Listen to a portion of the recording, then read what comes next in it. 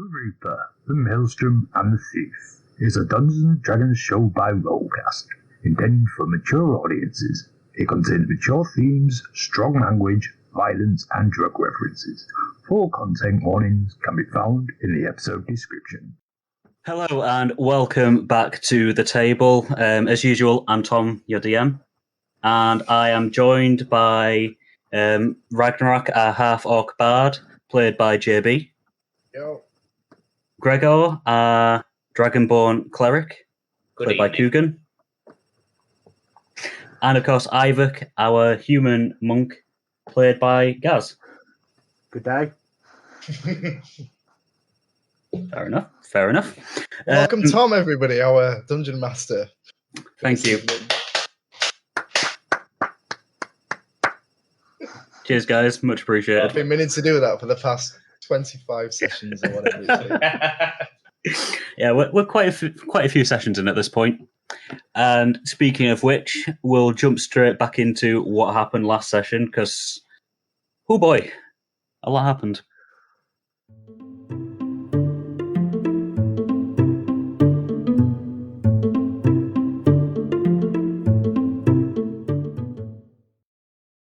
So, with the group still outside of Salt Harbour, but having finally scaled down the waterfall, they continued with their mission to smuggle in the crate of wormwood for Aja Clarara.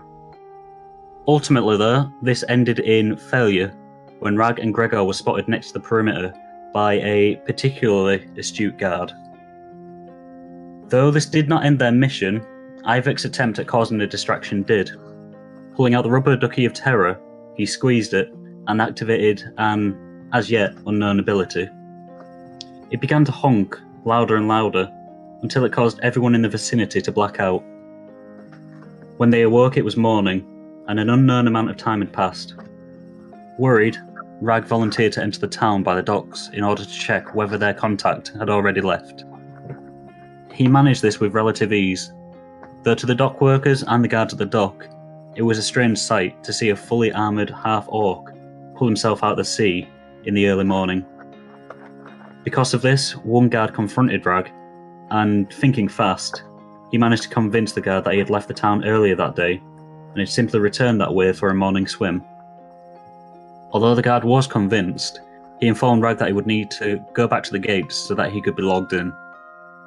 At the gates themselves, the guards were unable to find Rag's records for that morning, and instead only found him leaving on Wednesday night, over 24 hours ago. Luckily, the guard on shift that night was known for not being particularly thorough in his job, and so the blame was shifted onto him as to why Rag and his friends had not been signed back in. Doing as the guards asked, Rag submitted his details, thanked the guards, and set back out to bring Iyvak and Gregor back inside. During this event, Iyvak and Gregor grew increasingly worried. Because of this, they decided that the best course of action would be to simply ditch the crate within the river. Before they did this, though, Gregor cut open the crate, flooding the area with the smell of wormwood, so that they would sink in the water. Seconds after they dumped the crate, the water changed colour ever so slightly, almost imperceptibly. They noticed this, and ran quickly back to the entrance of Salt Harbour, where they met back up with Rag, and explained their actions to him. Once the trio had finally signed back into Salt Harbour, they spent the morning trying to remember what had happened, and what they were meant to do that day. Luckily, they remembered they were to meet the Reaps outside of their manor before setting off on the expedition. Once there, Ebchai introduced the rest of the team to them, who are as follows. Dravlan Temple, a hobgoblin priest who would provide information where possible. Fu Houston, a quiet and measured human who would be providing protection. Raynor Iverkill, a loud and brash elf who seemed to have had previous run-ins with Fu, also providing additional protection. And finally, Redmond Charlesworth, a hyperactive but well-meaning human archaeologist. After their introductions, Amrius explained that they would be setting off within the hour, and intended for them to travel until sunset. Before they could set off though, he noticed Bimit's absence, and after chastising the group for losing him, allowed them a short amount of time to find him once again so they could bring him on the mission. During his time with the guards, Rag had overheard how a small creature had killed numerous chickens and set fire to farms within the outer residential area. With this information, Iyvak set out for the farms, whilst Gregor headed to the Baneful Squid, and Rag set off for the financial district, all of them looking for Bimit. Although Iyvak was unsuccessful in locating Bimit himself, he did learn from the farmers that the small creature that attacked their farm and chickens was indeed their friend, and he had appeared to do the act on the same night as their smuggling mission. Sensing that he was beginning to let on more than he should, Iyvak departed from the depressed and angry farmers before they realised he knew who the culprit was. As Rag searched in the financial district, he came across a particularly irate Aja. Although he tried to flee into the slums, he was soon apprehended by the dwellers there and was forced to speak to Aja. After explaining what had happened, Aja initially appeared to be understanding of the matter, but this quickly changed when he placed a bracelet on Rag's wrist, a bracelet that would kill Rag if he left the Lunar district before he either returned the crate or the amount the crate was worth, incorrectly said to be 40,000 gold pieces by Aja. If he left the district before then, it would inject him with deadly poison and kill him. Thinking that this was far too much money, Rag bartered with Aja and offered up Bimit along with 10,000 gold pieces. Aja took interest on this and agreed, allowing Rag to leave and return within the hour. At the tavern, Crum immediately informed Gregor that he had taken a very bloody Bimit to Rag's room and left him inside. Bribing Crum, Gregor gained the key to Rag's room and let himself inside. After chatting to Bimit for a short while, he realised the little dragon was sat on a badly hidden, large mound of gold, which Bimit called his hoard. As the dragon accidentally let slip more and more details of what happened the night of the fire, Gregor realised that the fire might not have been the accident Rag had made it out to be. Or at the very least, the large amount of gold Rag had taken signified that not all was as it seemed. Overcome by rage, Gregor smashed up the room, prompting Crum to come up and see what was happening. As he stormed out of the room, Gregor tossed Crum 300 gold pieces from Rag's pile to cover the damages, and took another 500 himself. Left alone with Bimit, Crum inquired if Bimit actually eats the gold, whilst tentatively holding a piece out to the dragon. Storming out of the tavern, Gregor was left wondering whether he should confront Rag now, or find Iyvak first and inform him of his discovery. Though now, only 50 minutes remained until the expedition group set off. And yeah, that's pretty much what happened last time, guys. So yeah, Gregor, the last that we were with you, you had just stormed out. Yes. However, before we pick back up with Gregor, we're going to just quickly hop over to Rag, who is currently still just kind of milling around the financial district. You're starting to wonder if you should head back or not. But I want you to roll me just a straight up intelligence check with advantage. Not intelligence. Not intelligence? No. Anything else? Is this because you've got very low intelligence by any chance? No, it's because we don't. Oh, sorry, no, yeah, we do have intelligence, don't we? So never mind. I thought it was the wrong thing. He's questioning DM. I wouldn't like I was going to say, it's tempting to take away that advantage. That's a natural 20. Glorious. Okay, so Rag, as you're starting to head back, it's tempting to check that after that little outburst from him. Check. I mean, he can, but is it going to be, impartial? But yeah, Rag, so as you're starting to walk down, you just think to yourself, hang on one second. And in your like orcish brain, it just kind of like takes you a split second and then you just think, if that crate costs, if the wormwood in that crate cost 1 gold per pound, and there were 400 pounds of wormwood in that crate, then Aja's overcharged you a little bit. That's a big inflation he's charged me there. So yeah, you have now realised that Aja is actually charged you a little bit too much. Yeah, you're pretty much where the arena is, or the remnants of the arena. Just gonna look around and see if I can see him. I'll turn to the statue of the dark area. That's where he was going to meet me. Yeah, as you're looking around, like trying to search for him, you can see that he is just, like you said before, he's making his way to the statue itself. He's not actually reached it yet, but he's already walking that way. Aja! He kind of he's still walking, and as you shout, he literally stops like mid-step. His foot's like still in the air. He just kind of like pivots on his foot that's still on the ground, just turns to you. Smooth. Yeah. No, just hang on a second. I've just had a little bit of a thought, and did you not say that you could charge this? The currency of this wormwood was 1 gold per pound. Yeah, like a stick of it's 5 silver, and that's half a pound. So 10 an silver entire for pound would a be pound, which is 1 gold. Yeah. Yeah. And how many pounds were in this crate? Did you say 400? Well, it's about 400, give or take. So that means 400 gold, correct? Just kind of he cocks his head slightly, not like incredulously, but like he's thinking. He kind of puts his hand to his face. Oh yeah. Oh, gee. It's a good thing you caught that. May have overcharged you. It is a good thing I've caught Yeah. Oh, alright then, yeah. 400 gold. We'll call it quits. that. Was you trying to pull a fast one there? Just kind of... No, Ragnarok. Trust me when I say I wasn't. It's just been it's been a rough day, you know? Other stuff on my mind. And when I've got to come back and deal with a fuck up, it's, other stuff on my mind.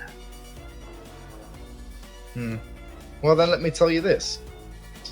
Yeah? I will get you your 400 gold, no problem. Oh, that's good to know. But the deal of the dragon is off the table. Oh, certainly. A dragon is worth far, far more than 400 gold. Exactly. Yeah, apologies about that. Like I said, I got my numberings all messed up, and well, 40,000 gold is a lot of gold. It is a lot of gold. It's very strange how you could have messed that up. Well, maybe if you roll an insight check, you could see. That's a bird. Go on then. Roll insight. Disadvantage, unfortunately, is back though, seeing as you guys are still exhausted. 6. You're not quite able to. You're pretty much just taking Aja at face value. He said that he's had a bit of a bad day. He looks like he's had a bit of a bad day. He's a bit bedraggled.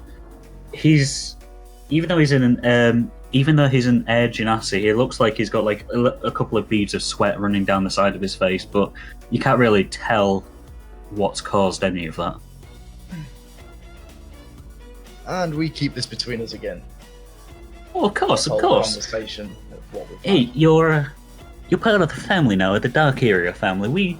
We keep everything, shum, hush hush. That of course means that you can't be telling your friends anything that you see in the Dark Area. I presume you know where the Baneful Squid is, correct? Oh yeah, Crum, he's a good man. So if I leave this 400 with Crum for you to collect later. So accept. Using a third party. Smart. Covers your own tracks if it's not you who's handing me it. Yeah, we got a deal. Just kind of holds his hand out to you. just grabs your hand and shakes it. It's nice to see that we've got this deal going. A little bit of trust between us, and you'll be allowed further into the dark area at this rate. Just as long as you don't fuck anything else up. Yeah, well, let's see. Yeah, Working with you has quite a tendency of endless possibilities. Let's just leave it at that. It does, but to be quite honest, Rag, you guys are the first ones who have failed the initiation in such a manner. Well, it's bound to happen one day. Oh, of course. Anyway, you'd best be off, because he kind of like just looks up at the sun. I reckon you've got about maybe 45 minutes until that expedition of yours is setting off. And if there's one thing you don't want to do, piss off Ebcha. You're very smart. Well, let's say this is our parting words. Me and Ebcha, we're quite old friends. So trust me we'll when talk more about this later. Oh yeah, maybe when you guys get back, you can buy me a drink. Maybe we will. Glorious. Good luck on your travels. I'll pop into the Baneful Squid and just kind of looks up again. Around about an hour. Yeah, any time after an hour is fine. Good. With that, he just kind of nods at you and just kind of like just leans back against the statue. Okay. With that, I will turn and head towards the tavern then. Okay, so you're heading towards the tavern. Iyvak, what are you doing? Well, am I still with these characters at where we met up? Raynor Charles, Raynor Iyvak, and all that lot? No, since those guys were introduced to you, you were on your mission, or on your mini mission to find Bimit. You'd gone to the outer residential area where some fires had been set, and you'd started heading back. Do you know where Iyvak is heading back to? Yeah, well, I suppose I'd go to the tavern then, because if I was looking for him, I'd have just got to the tavern because I know we're going soon. So that's true. Okay. First roll with this. Rag, both you and Iyvak are pretty much getting back to the tavern at the same time. You're kind of coming around the corner from the financial district, as Iyvak, you are kind of heading down the stairs from the inner residential area. As you both kind of turn the corner onto the road that leads to the Baneful Squid, you kind of just look out and see each other. Ah, Rag, there you are. Oh, Iyvak, did you find him? No, I haven't. I've been everywhere I can, and it looks like our time is running short. Shit, neither did I. Maybe Gregor has had better luck than ourselves. Yeah, Gregor came here to the tavern, yeah? Yeah, As you're gone looking around this area, yes. Let's have a look inside then. As you're saying, let's have a look inside. The doors just kind of slam straight open, and Gregor comes storming out with not a very happy look on his face. Ah, speak of the devil. There he is, fucking hell, Gregor. I just look at Rag. He's upstairs in your room, and then I'll meet you all back at the gate where everyone else is. Just storm off. Is he? Oh, yes. Okay. I'll head straight upstairs to the room. Give a wave to Crum on the way through if he's there. Crum is not there at the moment. Okay. You kind of walk through the doors that are still kind of swinging slightly, on their hinges. Iyvak, are you following or? Well, I take you stormed off, have you, Greg? Yeah. Right. Oh, how peculiar. And then I'll walk into the tavern. Yeah, so as you enter into the tavern, Iyvak, Rag has already, you can hear Rag's footsteps just kind of heading up the stairs.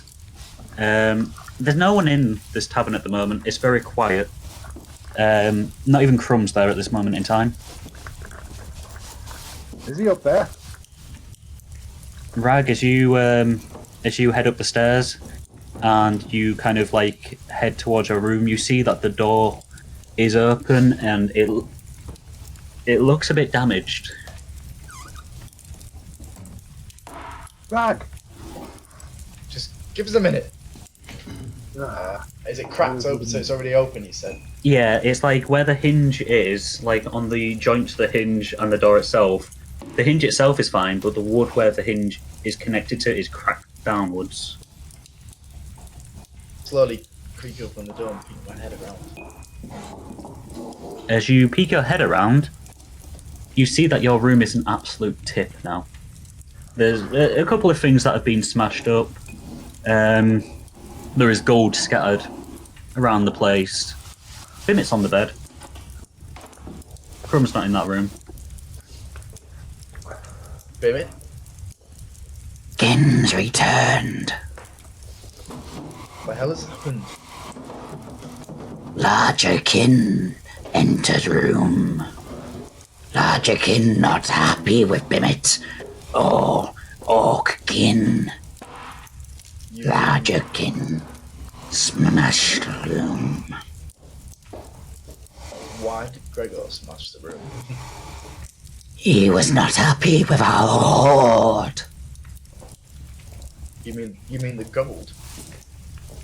Yes, the gold. The yummy, delicious gold. He's found. How could you let him find it? Bimit did not let him find it. Larger kin, dragon kin, opened door himself and saw Bimit. Where have you been? Went very dizzy then for a second with this voice.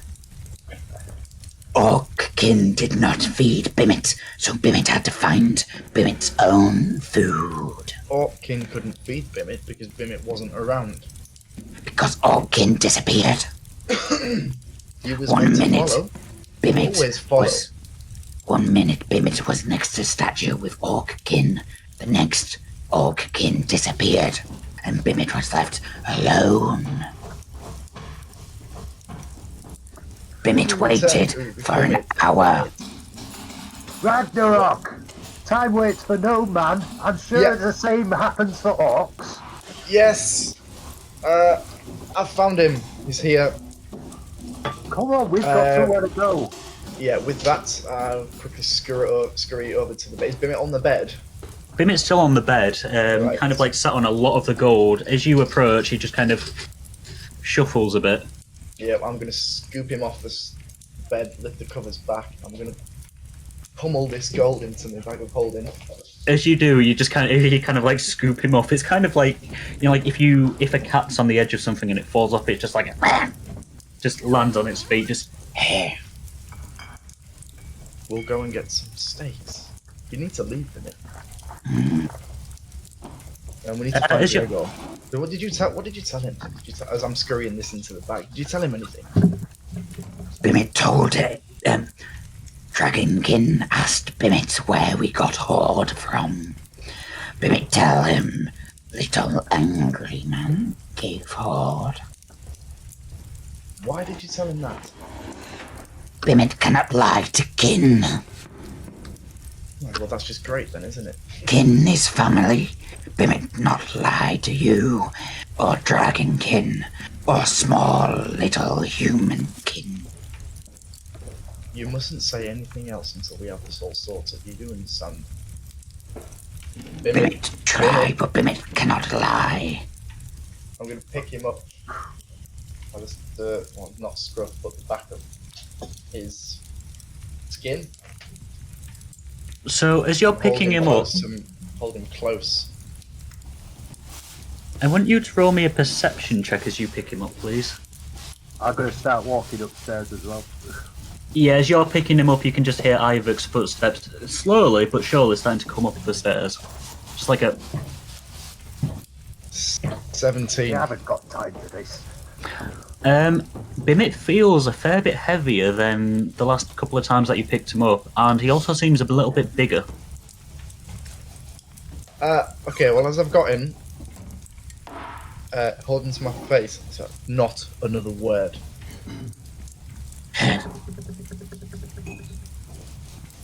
I'm going to try and intimidate him with that. All right, roll intimidation against Bimit. Ah, shit. Looking after your pets there, Josh. It's gonna have to be a good one. 11. So you're kind of like holding him up, like not another word, and you just kind of like just blows smoke out from his nostrils at you. Like your vision is obscured for a split second by the smoke. With that, I'll carry on. Have I got all my gold in my bag?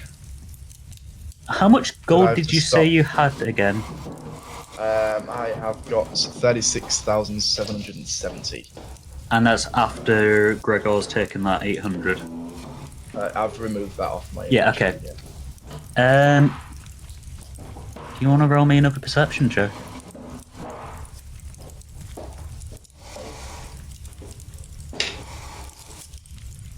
Yeah. 10. Okay.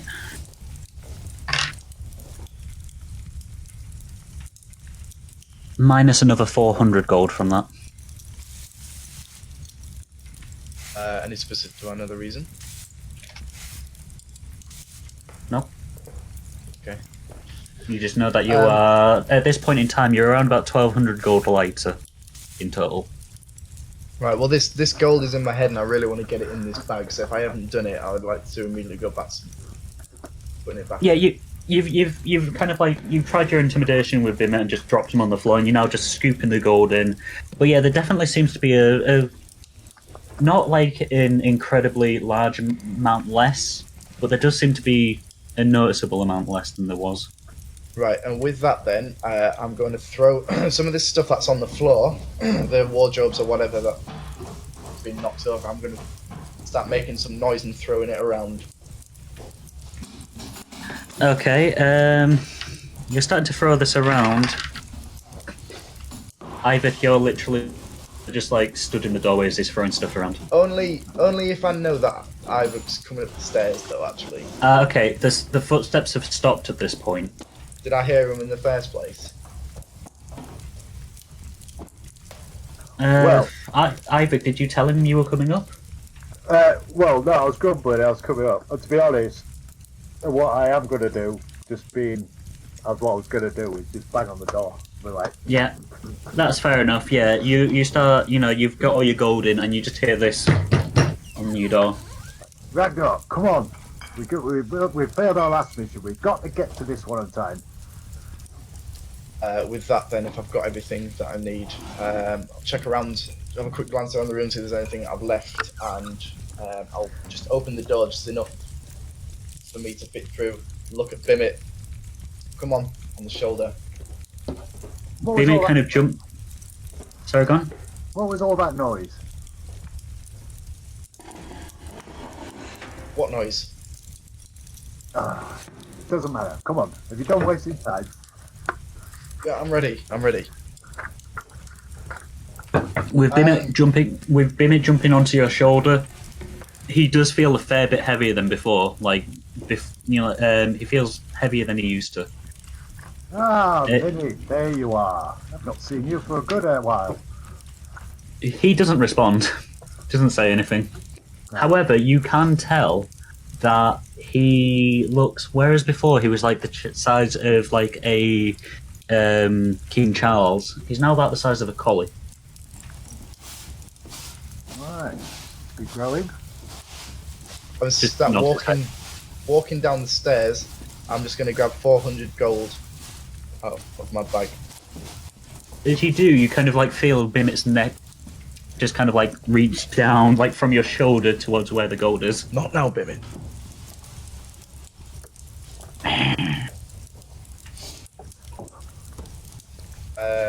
Iyvak, as I'm putting this gold in my hand, I'm going to pay this,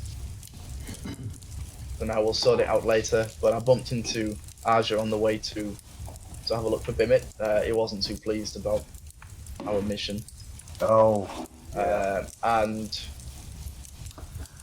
he put this fucking bracelet on me. Said I couldn't leave the Lunar District, and if I did, then it'll shoot some poison down me and kill me, and then he's going to find us all and kill us. Unless we pay him the money that we owe him for the crate. So, here's 400 gold. I need to leave it with Crum. He's coming to pick it up. And I've also forgot to ask him to remove this fucking bracelet, so I'm going to have to go back. Okay, well, I suppose that best be done post haste then. I must admit, I feel slightly responsible though. Maybe it should be a bill I should pay. Well, it's a bill we should all pay, but let's just sort of out later because time is of an essence here, and we just need to get going. So here's the money. We need to find Crum. I couldn't see him on the way in. Do you know where he is? Indeed, you demonstrate your wiseness. No, which is rather irregular. He's normally here, isn't he? Are you guys are you walking down the stairs? Or? Yeah, walking down the stairs. If you're walking down the stairs, and you actually reach the bar, like the bar floor itself, you just see Crum then just walk out of the stockroom. Crum! Ooh. Forgotten your name. No, you won't. There we go. Sorry, Rag. What brings you back? I'm assuming it's the He just kind of like looks at Bimit on your shoulder. Ooh, it's him, isn't it? Enjoy your snack. Crum, I don't have time for this. Oh, okay. Good. How about you, Iyvak? Are you alright? Crum. Good, yes. We are running a bit short on time. We're running a bit short. Oh, well, that's all you had to say, was that you were running out of time. You didn't have to Somebody is coming in within the hour to collect something. Could you tell me who it is? Yeah, it's either Aja or one of his companions. Well, I hope it is Aja, because his companions could be anyone. Yeah, it could be anybody, but I'm sure he'll get the message. Here's 400 gold. Do not take it. Oh, okay. I'm not gonna... Ragnarok, what do you take me for? The Put it in conjurer... your bar, keep it on your person until Aja comes to collect. Okay. As soon as he does, pay him off. That's it. Nothing else said. Just pay him, and then you're done. Okay. Yes? That sounds good to me. So However, as a hand... you want 5 gold for it. Oh, for fuck's sake. For my discretion, you see.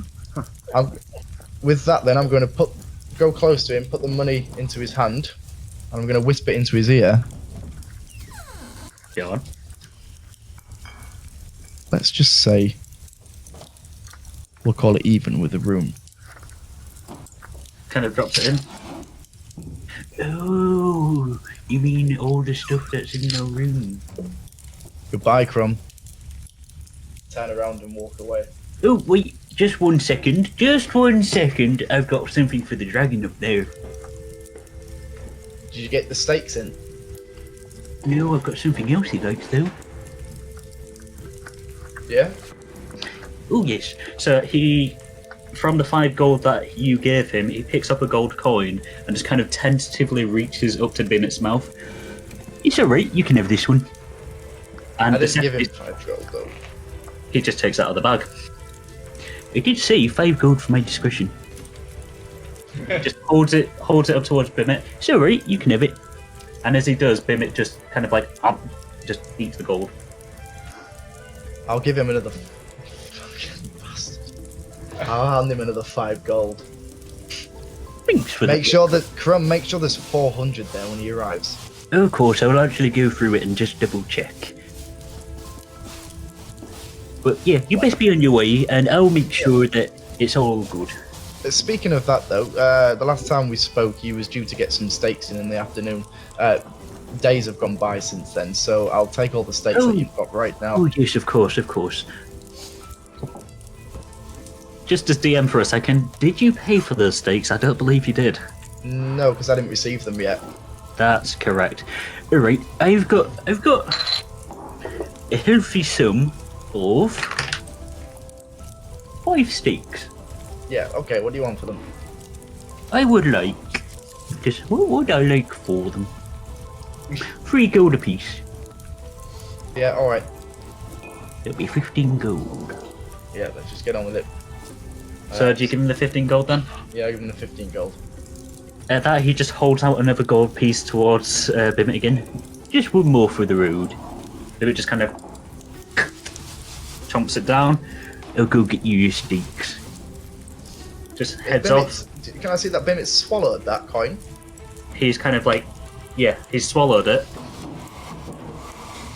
Do you do anything, or do you just kind of like watch him on your shoulder? With the time I've got no time to play on it, so no. Okay, in which case, Iyvak, as you're waiting for Crum to come back out, do you want to roll me a perception? Actually, yeah, Iyvak, because you're stood slightly further away as well anyway. Crum's in the back room. You can just hear him going, steak, steak, steak. Where is the steak? Ooh, there's the steak. 5 steaks. Bison steaks. Coming back with steaks. Steaks, steaks, steaks. What's your roll? So Crum comes back out with these 5 steaks. What? That'd be a disadvantage. Oh yes, of course, with disadvantage. Sorry. Well remembered. Alright, guys. Right, that would have been a 20, so 18. Yeah, nice one. Crum comes out and gives you these 5 steaks, Rag. As he does, Bimit kind of once again reaches and stretches down.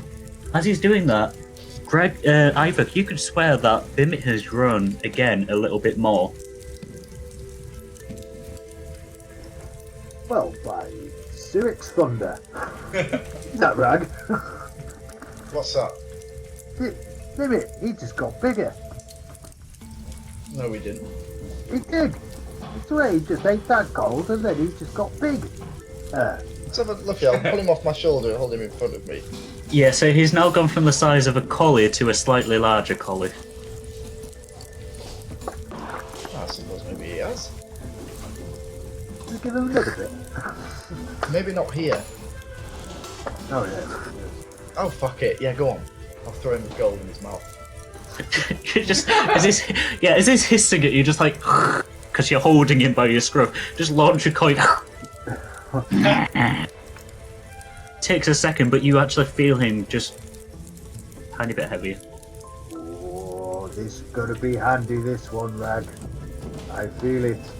Whatever we can feed him gold and meat, but we can turn him into a fully grown dragon in no time. As you're doing this, Crum just kind of looks at you. Oh yes, it seems like gold is a maturity rate for this dragon. It's a mature thanks for vessel. telling me, Crum. Well, I only found out a couple of minutes ago myself. I was wondering what the dragons do with gold, and it turns out this one eats it. Is this normal? Well, no, not a dragon. I'm not a dragon, and I'm not a dragon scholar, but I don't know, to be quite honest. However, what I can tell you is this. Probably, maybe, I might be wrong, but dragons grow old slowly, right? So if you're giving him gold, and it's making him grow faster, you might be making him live less time. Might be cutting years off of his life. Oh, I don't like the sound of that, Rag. No, so let's say a dragon lives to be 500, and he matures and he's a fully grown dragon at 200, but you give him tons and tons of gold until he's a full-grown dragon, where he might only live to be 200 or 300. Still a good innings, it's more than what we get. We'll ask him later. Yeah, well, in which case, I don't suspect I'll see you all again until you return from your expedition. So, really good luck. Just takes on a slightly posher tone. Really good luck. See you in a bit, Crum. See you all shortly. Try not to die. It would be a shame if you all died. We indubitably won't. Good day. And at this, you all head out. Iyvak and Rag, you have just exited the tavern. As you do, we head back to Gregor. Gregor, what have you been up to during this little discovery session? Well, I've been wandering around. So. Picked up Crum's voice then. I was going to say. What's Somerset? Basically, from the tavern, I've literally just done literally straight walk straight to the gate. Just right. Okay, yeah. So you kind of angrily kind of stomp your way out of the tavern. You pass by all the like market vendors and stuff like that in the marketplace in the commercial area. You're still just in a mood, basically. I'm in a mood. You are in a mood,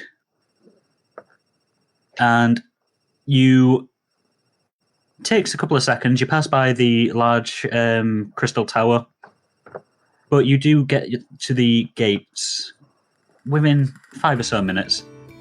As you do, you notice that the expedition group are already there waiting for you.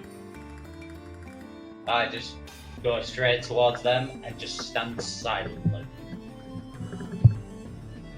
So yeah, you kind of you stomp your way over, and yeah, you just stood next to them, just arms crossed, just face like thunder. Are you saying anything to any of them, or? Oh, is it? What time is it again? It's late afternoon, so the sun is almost starting to set. I just say, good evening. That's it. As you do, Ebchar just kind of nods, like in acknowledgement to you. I nod back.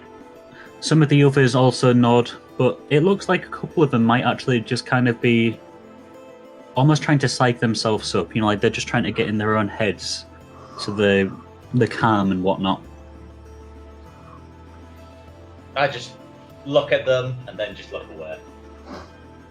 That's fair enough. Well, it takes a couple of minutes. Actually, yeah. At this point, Rag and Iyvak, are you both just heading straight to the gates? Yeah. Yeah. So yeah, it takes another between 5 and 10 minutes, but you do then see Rag and Iyvak just kind of making their way down towards the down to the. Do you have the bracelet off you?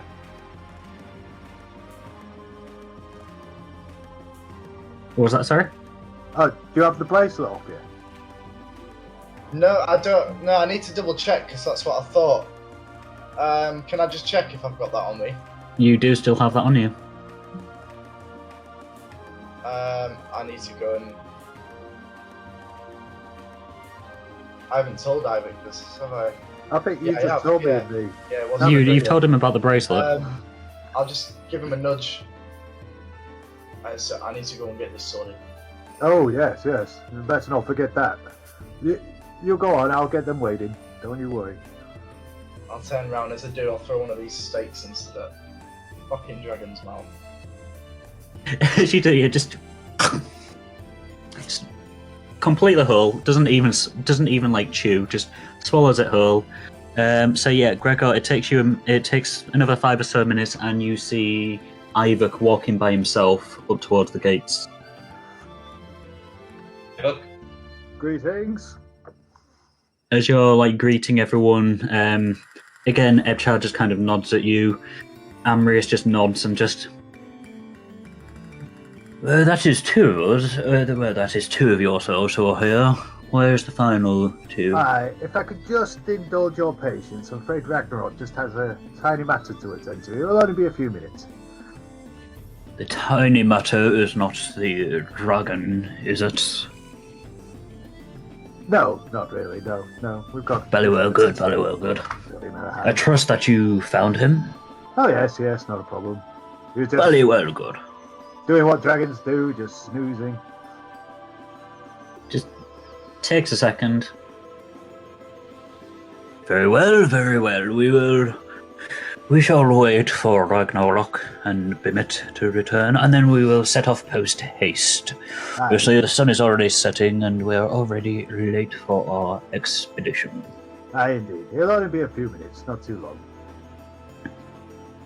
As you're saying this, you just you look across, and you see Fu is just kind of just leant against the fence, just arms crossed, his eyes just closed, looking quite peaceful. But next to him, literally stood right next to him, just kind of arms crossed, literally not even tapping his foot, he's kind of slamming his foot on the floor impatiently. You see Raynor just are we going? Are we off yet? Why aren't we off? See, they're here. Let's go. Nearly. We're just waiting for our friend Rag. He won't be too long. Patience, my friend. It can be. He's just breathing in, just as he's doing that, you just see Fu just kind of hand on Reina's shoulder. Like he says, patience is a virtue. Fuck you, Fu! As he's saying that, we go back to Rag. As Rag, I'm assuming you're just kind of making your way as fast as you can to the financial. Bloody paid him the money myself. Yeah, I'm as fast as I can, jogging. Yeah, you're literally running at this point. You like literally hop up the stairs into the financial district, around the bank. You're not even pausing to like try and get people out of the way. You're just pretty much shoving them, and you get to where the statue is. As you're still there, just like arms crossed, just looking around, his eyes just like taking in literally everything. Sees you and is just like, Ragnarok. Pleasant surprise once again. Yeah, it's not a surprise. I need to get this fucking bracelet on. Oh, of course. I'm presuming you've just leans in. Left the deposit? Yes. Oh, good. In which case, give me 1 second. And he just kind of he runs his hand over where the bracelet is, and you just hear like a chick, chick, chick. There's like 3 little prongs that you didn't even realise had embedded in your arm come out. A tiny little bit of blood drops, and the bracelet just falls off. There you go. We are all good, all squared. Yeah, all good. Right, bye. Well. Back. As you're running, you just say, "It's awfully rude, Ragnarok, not saying goodbye." Well, not saying it properly.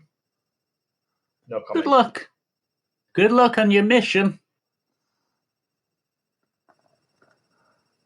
Yeah, again, it takes you another couple of minutes. Instead of passing by where you had gone, you literally just run through the slums. And Gregor and Iyvak, you can see, you can hear a bit of a commotion, if anything, as Rag is just running through the slums, knocking into people, almost knocking into tents and stuff like that. You just hear, "Watch where you're going!" as Rag's running through.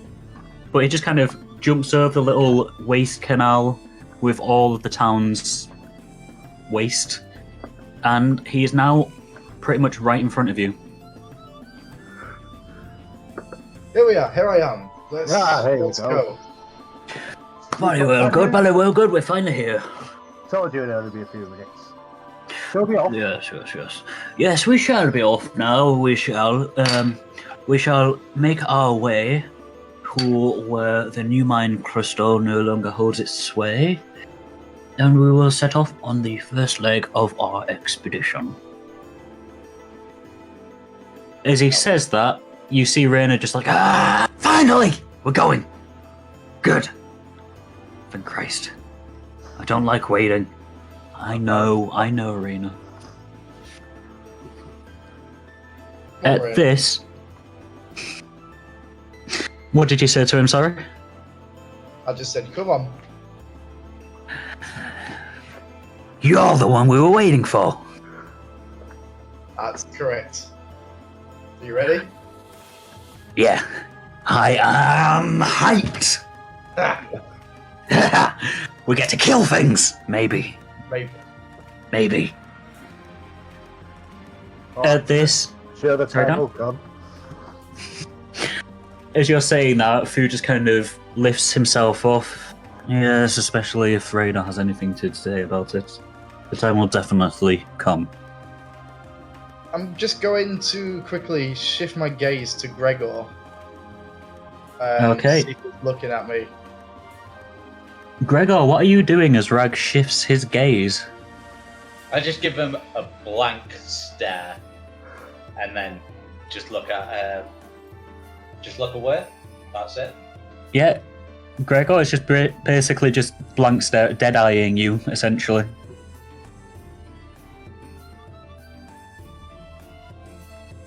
Yeah. You can't... I was going to say... I'm not going to entertain it right now, to be honest. Okay, in which case then, Amrius just kind of nods at you all. We will depart immediately. If you have any final tasks, any misgivings, any doubts about the expedition, then I'm afraid it is far too late. You have entered into the contract, and the contract will not be fulfilled until we have returned or you are deceased. That is the only way out of this contract. So with that in mind, let us begin. And he just kind of starts walking. He's now got his travelling cape on that you saw in Beggar's Hollow. He's got a large rucksack on. On the rucksack itself, bound at the back, there is a leather band book that's just kind of wrapped in rope. He's walking, just taking the lead of the group. Directly behind him, and slightly to the side, is Ebchar, who now appears to be clad in full mithril armour, with pauldrons which stretch up and around his arm. He doesn't seem to have anything else really with him, apart from a large two-handed sword. Following him is both Dravlan and Redmond, both of them just following in suit, pretty much dressed exactly how they were when you saw them last, because it's only been an hour or so. Followed by Reno and Fu, who already are arguing amongst themselves. Well, it's less arguing amongst themselves, it's more Reno is trying to argue with Fu, who has his eyes shut and is just walking down the road. And finally, you guys are following up behind them as you're walking down the outskirts and following the path. You're passing by a couple of farms. There's a couple of guards out there, and they're all just not really even paying attention to you. One of them nods at Amrius as he passes by, and Amrius just nods back and continues onwards. I'll shout. Ragnarok, signing out. Guard just yeah, we see that. Thanks for letting us know. Appreciate it. Guys, continue. Sign out. Signing out generally is done not automatically, but we just cross a name off and stuff when we see you guys exiting. As long as you go through the proper channels, you don't need to tell us. Signing out. I know. Signing out. You don't have to tell us each time, every individual person. Shift my gaze to Gregor one more time. Gregor, you need to sign out. I just keep on walking. See, that guy gets it. You don't need to tell us. Gregor's signing out.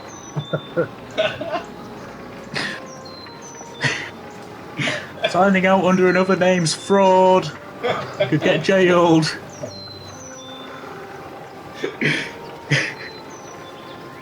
So yeah, you guys are passing by the farms and everything after that, and after about 5 or so minutes, you continue heading up the slight incline on the hill, and you then reach the windmill. As you reach the windmill, Iyvak, your eyes start glowing once more. As they do, as you reach the windmill, the group stops, and Amrius just kind of... We are now beyond the boundaries of the new mine crystal, so we will begin the first leg of the first true leg of our expedition. I do not believe you would call walking a couple of hundreds yards a real leg of an expedition, would you? Kind of looks out across the group. Well, you are correct. However, I would class it more as a preamble than a real leg of the journey. Nonetheless, let us truly begin. And he just kind of... He looks around and he seems to be looking for something. Then he just spots it on the windmill itself. Ah, yes, there it is. Jolly good, jolly good. If you follow his gears, you can see that he is looking at a small little weather vane which is just spinning slightly.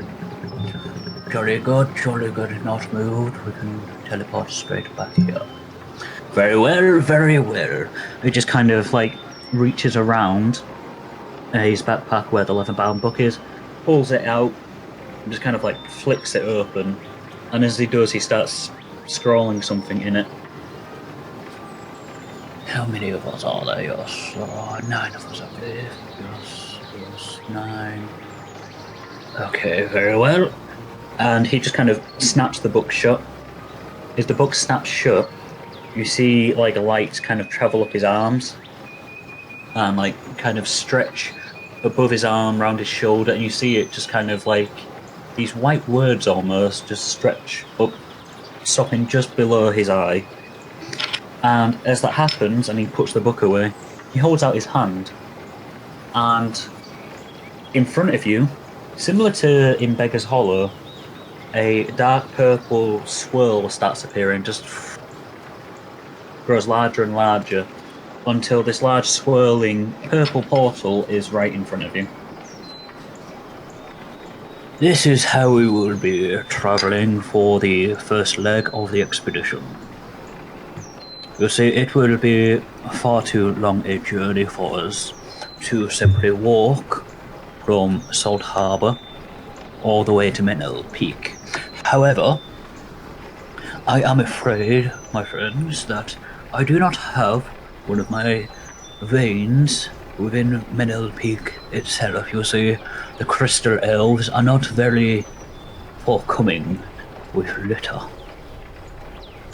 And so, we are going instead to a nearby village called Loica. Loica. Yes. Do you know of this village, Iyvak? No. As you say that, you just hear an awfully fucking weird of you to be all like, oh yes, that place I've never been to. I just said, Loica.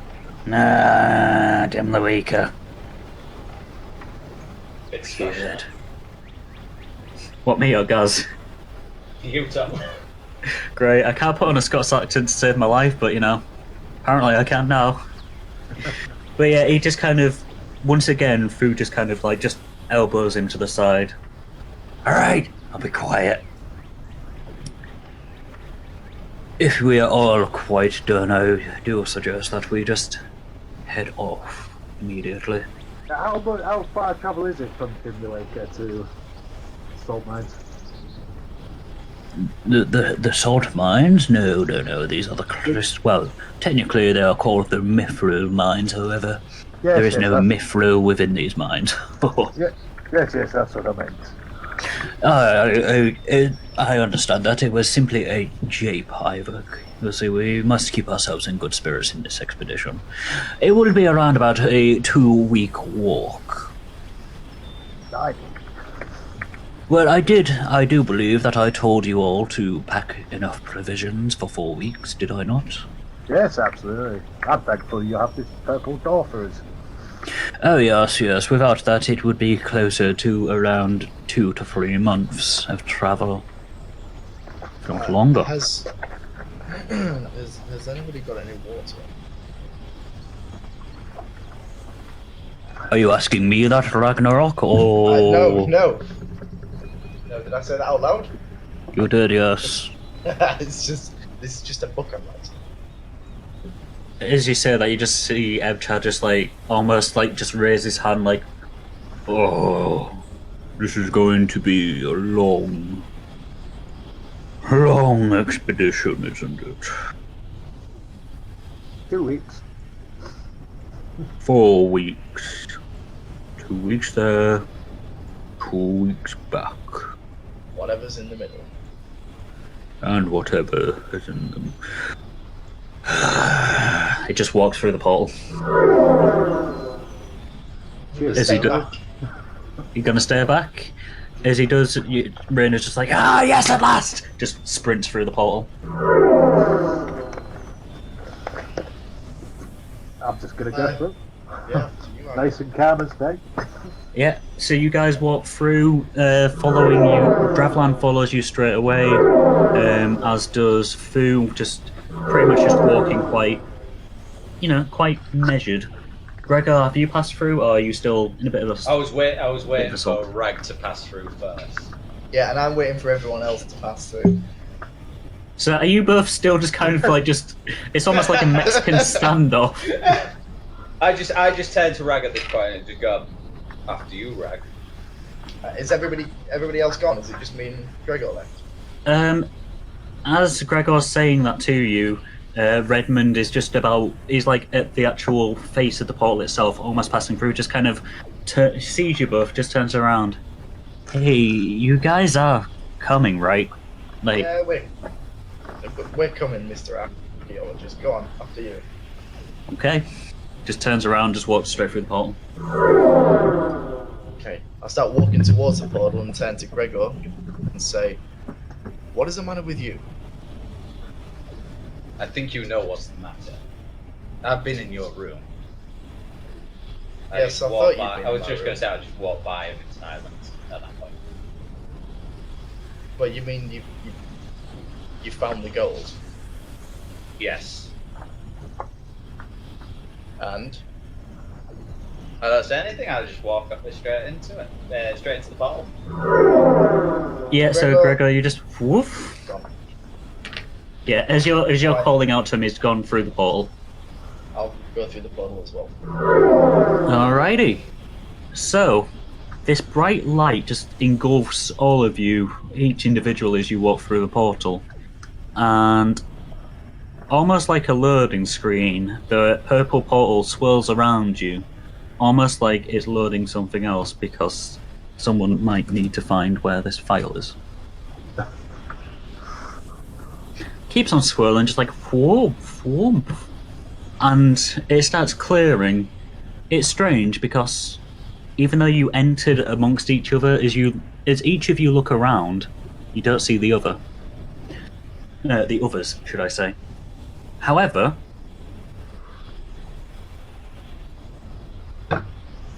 the bright light of the portal starts to fade. And once again, you start regaining your vision.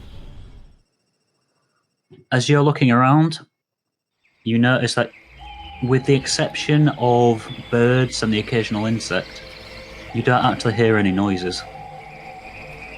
For the first time in weeks, you cannot see or taste any salt in the air. Directly in front of you, there is a dirt path that is at a crossroads. The roads leading left and right winding off into the distance. The road that leads directly ahead continues downwards, and you can see some small orbs of light in the distance. In front of you, Amrius is just kind of like, just looking around, just 7, 8, 9. Good. Is everybody here and accounted for? I believe we are. Yes, Yeah. good. Nod my head. Jolly good, jolly good. Very well good. Well, we must continue down the path towards Loica. Unfortunately, as you may have noticed, some time has passed. As he says that, and you look around, you notice, yeah, it's nighttime now. It wasn't nighttime before, but it sure as hell is now. Aye, how much time has passed? I believe it will be close to 2, 3 hours, maybe 4 hours potentially. I take it that's normal when you travel through these purple door things.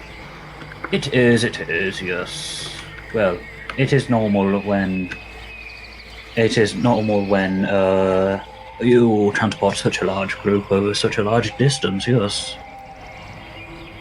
If it is just oneself who is travelling over short distances, it is instantaneous. However, large groups such as this, travelling almost an entire region, it will take some time. Right, well, didn't take a few months, did it? So. No, of course not. It's very well good that it didn't. For you'll see, if it had taken a few months, the potential temple within the mithril mines may have disappeared. We do not want that at all, do we? No. Oh. Jolly well good. Just have a look around whether I can see any wildlife running around in these. Roll me perception. Yeah, just a straight up perception check because you're just trying to look around. 4. It's dark. Rag can't see out despite having dark vision. He can see, but he can't actually see anything running around. Okay. Sorry, Con? Something about mistakes. Yeah. Okay. So Amrius continues after just chatting with Iyvak slightly. Amrius just continues walking down the path.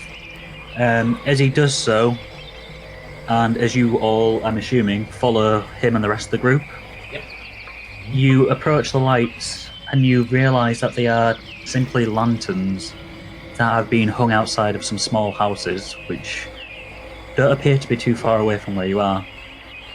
You continue down the road, and you pass 2 fields that have crops of varying states within them. Some seem to be almost harvestable, others seem to be quite early on, some don't even seem to have germinated. But it doesn't look like there's anything untoward about it as such.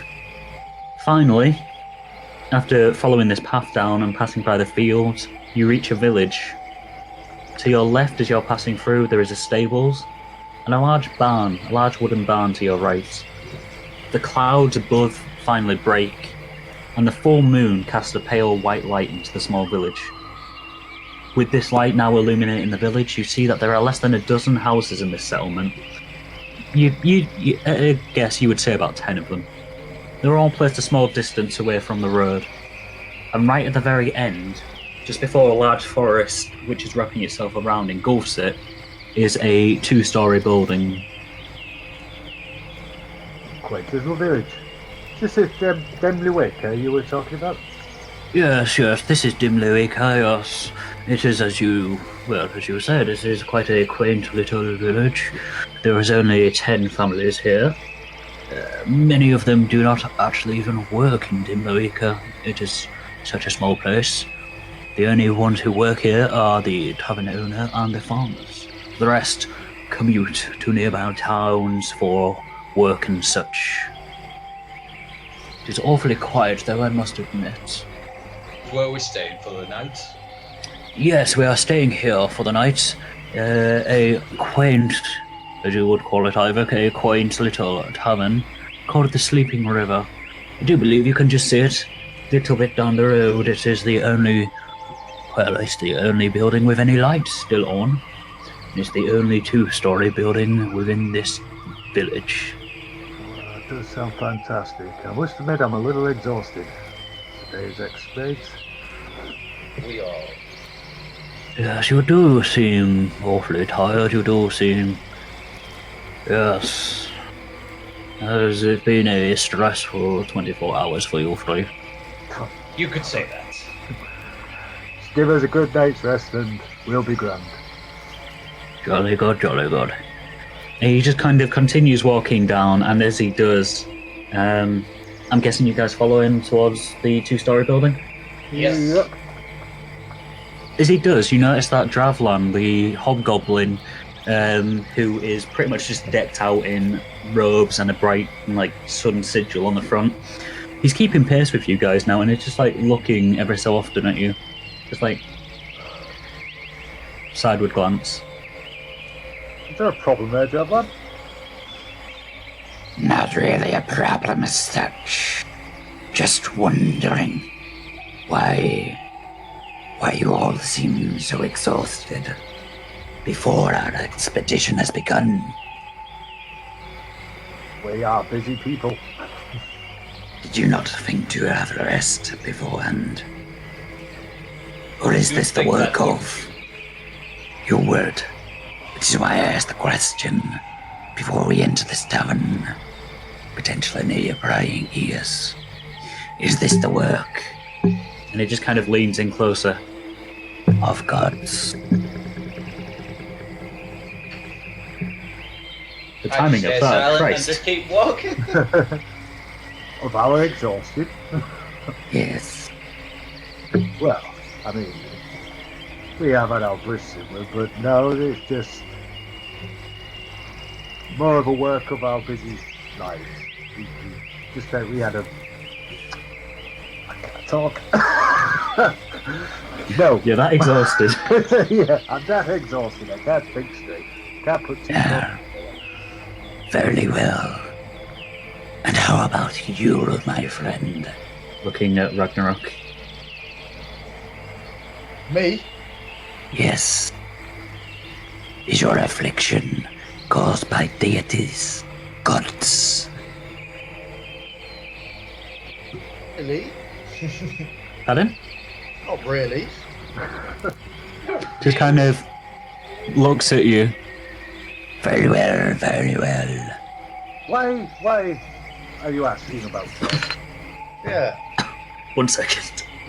Christ, that voice.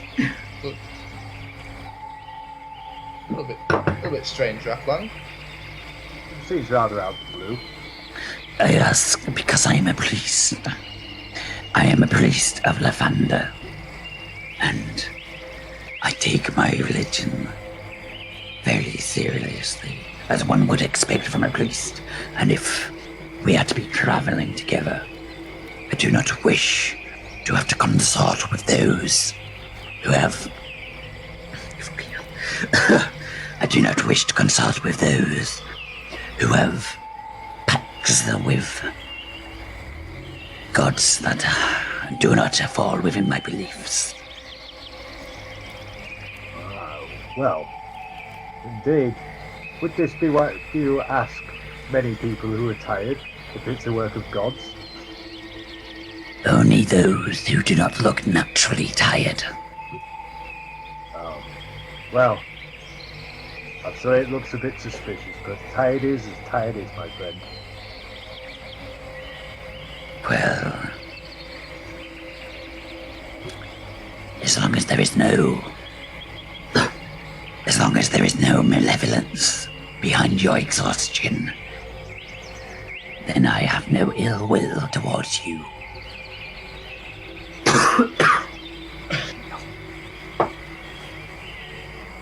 Yep, let us go and rest our will. Yeah. As Dravlan's just kind of like coughing. Sorry about that. Yeah, no. A little bit Fucking long hell. after we left Salt Harbour. I wish I'd have done that voice for him. Hey. Yeah, so you guys continue walking down the path, and you see that Amrius has already just kind of like pushed the doors open into the sleeping river. Do you follow him in? Because at the moment you guys are just... Yeah. So...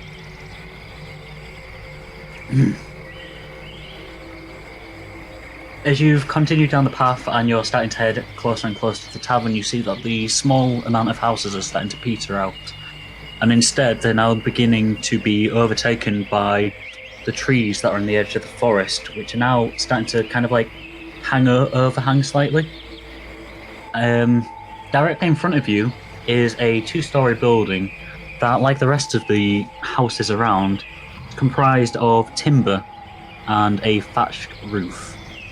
There is a small single lantern hanging from the front window, kind of like just swaying lazily, and it's kind of casting a small amount of light onto the grass that's in front of you. As you kind of like walk up the wooden stairs, follow everyone else in, the door shuts just before you get to it, as everyone else has just kind of entered. You open the door with kind of like a large creak, and as the door opens, you are met with a warm feeling as you see a medium-sized room that is filled with just simple tables. There is a hearth in the centre of the room which is blazing fire and seems to be the main source of light in here. The rest is quite dim. Towards the back, there is a bar that is lined with a few bottles of alcohol. As you're kind of looking around, you see that the rest of your expedition group has kind of like spread themselves out and around the actual tavern itself. just kind of like stood around. Some are kind of like sat next to a table. Some are closer towards the bar. Some are even just like stood with their arms crossed. Other than that, though, other than your group and the person behind the bar, there doesn't seem to be anyone else within the tavern. Where's my room? You ask that to no one in particular, and no one in particular answers. Barman? The person at the bar, quite an old man, a very old man. In fact, he looks like he's in his like late 70s, polishing like a tanker. Just ask, what do you want? Right. Yeah, well, we're going to need some rooms actually. Around a few. Oh, okay. How many rooms would you require? 9. We do not have 9 rooms. Does this look like a large inn tavern to you? No. Well, 3. how many? 3 rooms. We've got 3. We have 3 rooms. That's all we have. Just 3. Just 3 rooms, although they are quite large rooms. Yeah. I'll take 1 for me. Yeah. Just for you? These rooms can sleep up to 4 people. Well, that's what we'll be doing then. You can't have one on your own, Greg. Yeah. I'm sorry. Are you with the rest of these people that have come in? Yes, all the group. Oh yes, I was just talking to your leader here before you so rudely interrupted me. Oh, sorry, I didn't even realise he was there. Yes, he's right there. This large tiefling, this very large grey tiefling, is talking to me. Just kind of, as he does that, Amrit just kind of turns around. Yes, I'm already sorting out our accommodation for the night. Oh. Yes, he is. Quite a good job too. Thank you. I'll leave you to it then. Very well. Of course, yes. If you wish to pay for the rooms yourself, then it is you're more than welcome to. However, I was going to cover the cost of this as part of an expedition for you. You see. I'm not complaining. Perfectly fine. Very well. As we were saying then, before we were rudely interrupted, we will take all 3 rooms. And you just, at that, you kind of like just zone out the conversation a little bit.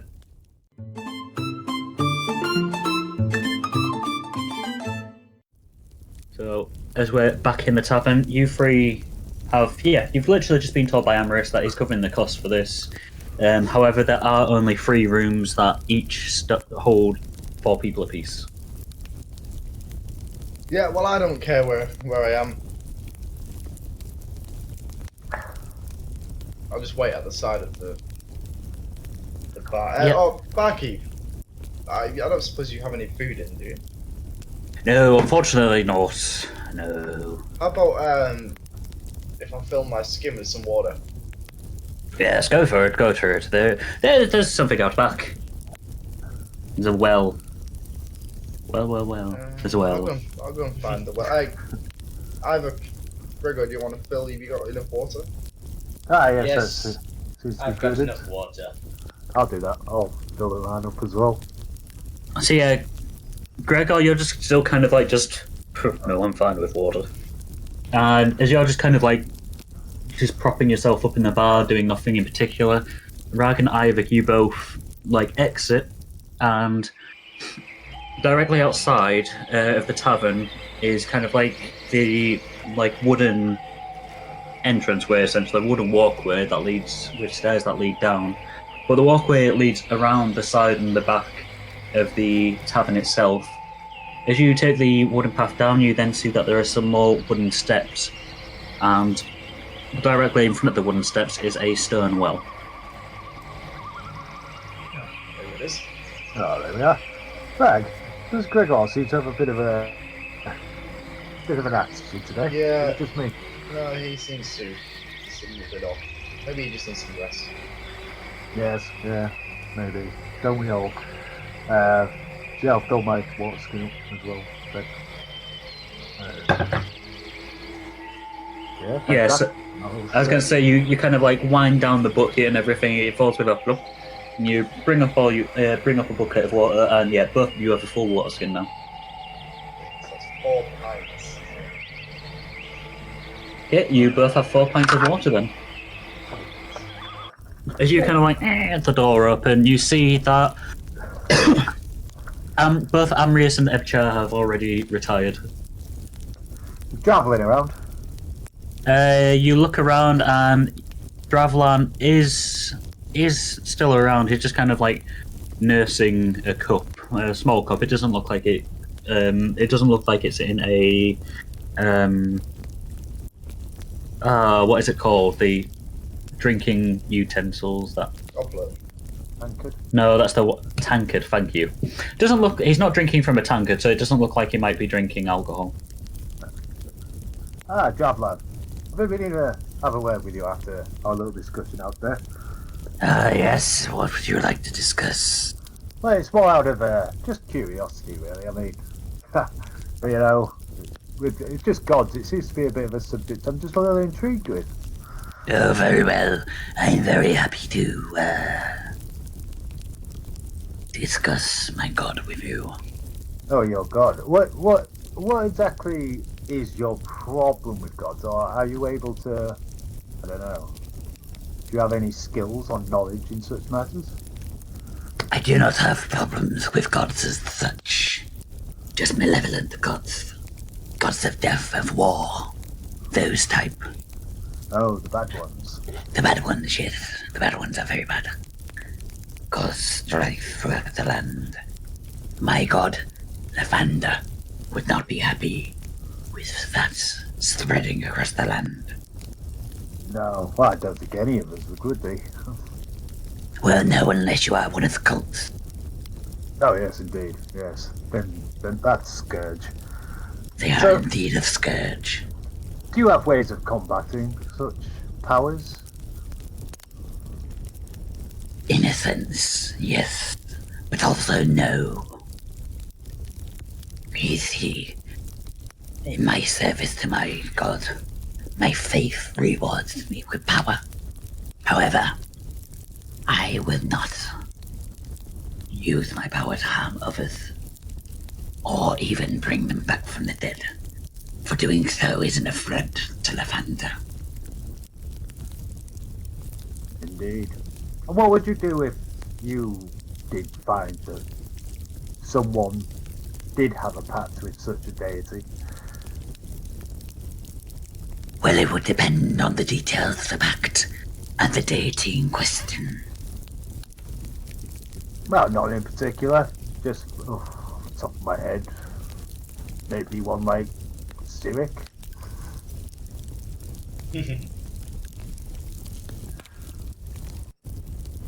I've just realised I actually need to load his actual character sheet up for this. 1 second while I remember what I know about Cyric. Indeed. There's many of them out there, isn't there, it appears. Oh, Cyric. He's not a very nice one, is that one? No, But he's also not evil at the same time. He's very chaotic, but quite neutral about it. Chaotic and neutral, if you will. Bit of a trickster. Well, is that Yes, one that... yes, a trickster. Is that one that you would have an issue with, or...? Again, it would depend on the details of the pact. Potentially yes, but potentially no. Cyric is one of those. We are the ones where association with him does not immediately equal justice. Ah, indeed. And, I don't suppose you would know anything about how to deal with a god such as Cyric. To deal with one god, the way to deal with gods is the same as all gods. Find their tethers into the world, destroy the tethers, and force their avatars into the world. And a tether can be... Anything that holds the value to them. But it must be something that has been specifically made as a tether. What, like a cup?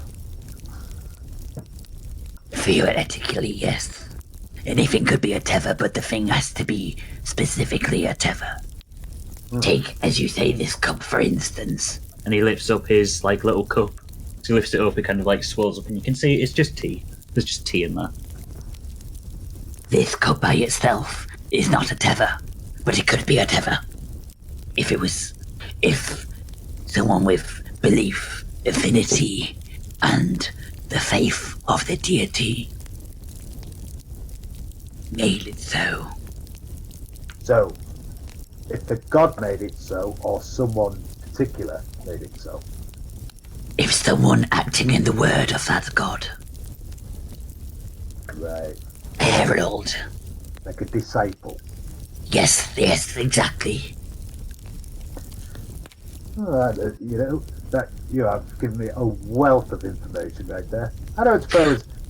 I mean, this is all hypothetical, of course. Of course. But I was just wondering, would there be any way that you'd be able to find out what the tether is? Maybe without obviously, you wouldn't ask the god themselves, would you?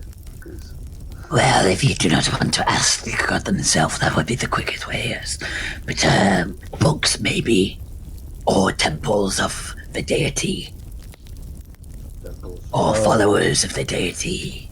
People who know the deity. Other gods, maybe. What ones, such as yours? Well, Levander may answer your question. It depends how strong your faith is in him. Oh.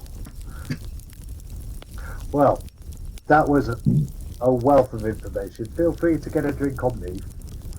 Very well, I may get myself another cup of tea. Marvin, tea? Oh, tea, yes, of course. Just kind of stumbles, just kind of plods over. Here's your tea. How about you? Would you like anything? Wow, your eyes are awfully purple. Oh, yes, they are. Are you cursed?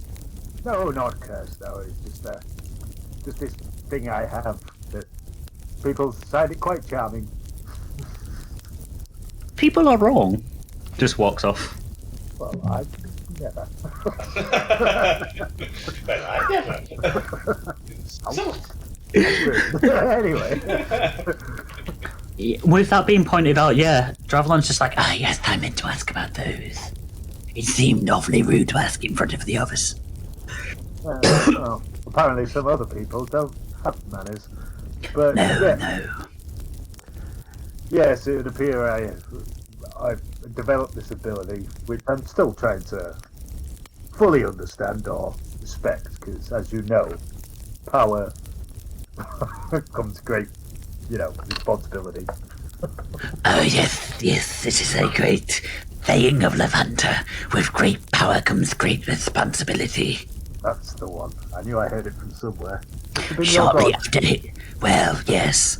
I heard it from my god after my uncle was killed by a robber.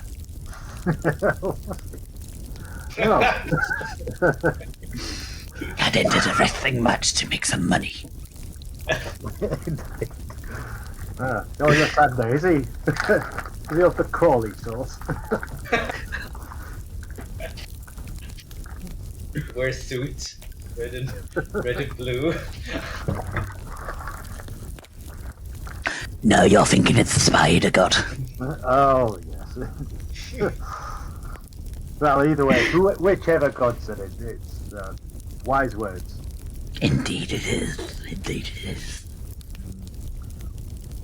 Anyway, be assured, these eyes will be of no concern. If anything, I'm sure it'll be nothing but a boon for us. Fantastic chat. And I'm just gonna tap him on the shoulder. Very much appreciated. No problem at all. I believe I may retire soon myself. Exactly what I'm doing. Very well, you would be wise to try and claim a bed soon. Or else you might end up sleeping on the floor. Some more wise words. Good evening. Yes. Good night. Good evening. Good day. Good evening. With that, he just kind of like goes back to his drink, and I go back to drinking some more drink to clear my throat. Oh, fuck. And I'm gonna do exactly that if I get bed. Okay, so sorry, gone. I'm going to just take a little bit of a stroll away from everybody and away from the nearest buildings and surroundings. Is there like a woodlands around? Yes. So when you exit and you're facing out onto the road, you can either follow the road down, like the route that you came, or alternatively, you can go back around the back where the well was and go into the woods itself. What about off the beaten track and just Yes. straight into the woods? Yeah. Yes. Right, I'm going to do that then. I'm going to I'm going to head there. Just get a little bit. Okay. 1 second though. So you exit the room. As you do, as you exit the tavern, you see Iyvak just kind of like making his way up the wooden stairs, just kind of like creaking as he does. Gregor, where are you at this point? At this point, I asked the barman, "Where's my room?" Oh, it's upstairs. It's upstairs. There's 3 of them. You can't miss them. Thank you. I just head straight up to bed. You're welcome. Gregor and Iyvak. At this point in time, there are just before we pop back to Rag, who has left the tavern at this point. There are 3 rooms on the second floor. One of them is already locked. There are 2 rooms with open doors. I will go to the first open door. Okay, it's completely empty. And go to the first bed I see. Yeah, sorry, when I say completely empty, I mean of people. It's not just like a bare room with nothing in it. Yeah, sorry, I realised that I did not explain that. So in the room itself, as you open the door's kind of again. Yeah, it looks like 4 people could squeeze in there. It wouldn't be very comfortable though. Each room, well, the room that you're in has 2 single beds, 2 smallish single beds, a small couch, a basic wash basin, and a cupboard. On the floor as well as a pillow and like a sheet. There's also 2 kind of like circular windows. I walk in with Iyvak, and I just choose the first bed. That's it as well. Okay, both of you have a bed, and I'm assuming you're both going to just try and go to sleep straight away then. Yeah. Yes. I want my exhaustion good. Yeah.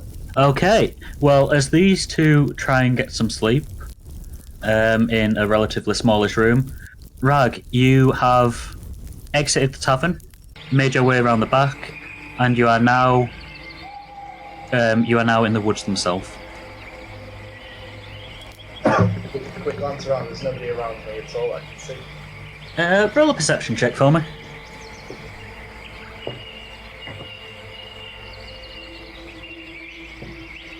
Natural 1. Oh no. Oh no. Well, it's the first time I'm using my D100 in this dice tower, so let's see what you get. As you're looking around, you turn around and walk directly into a tree. You fall flat on your ass, and you take 2 points of damage. As you kind of like literally, you're just looking around, walking. You turn and you don't even walk into the tree. You just turn and smash straight into a branch.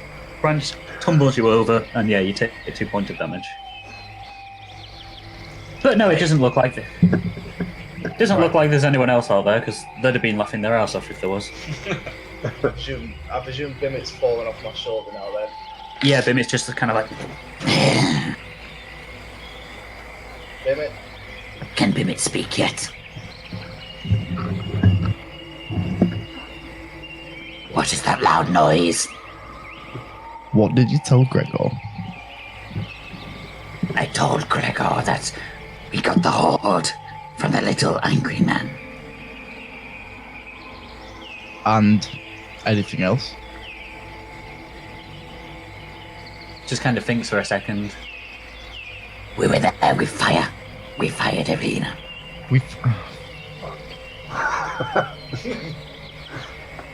Why did you tell him? Because we did. We can't say anything else. Do you know what'll happen if... Do you know what'll happen if Iyvak finds out about this?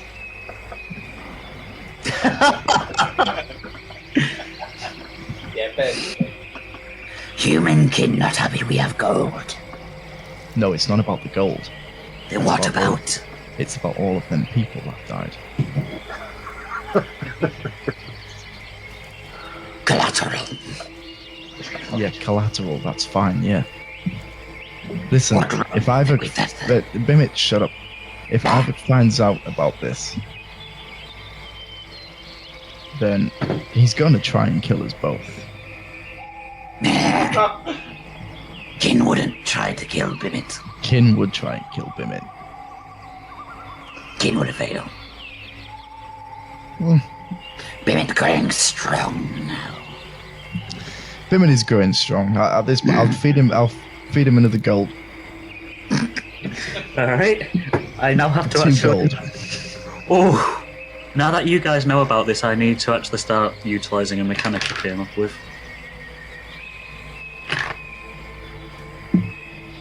One more second. Holy time dragon.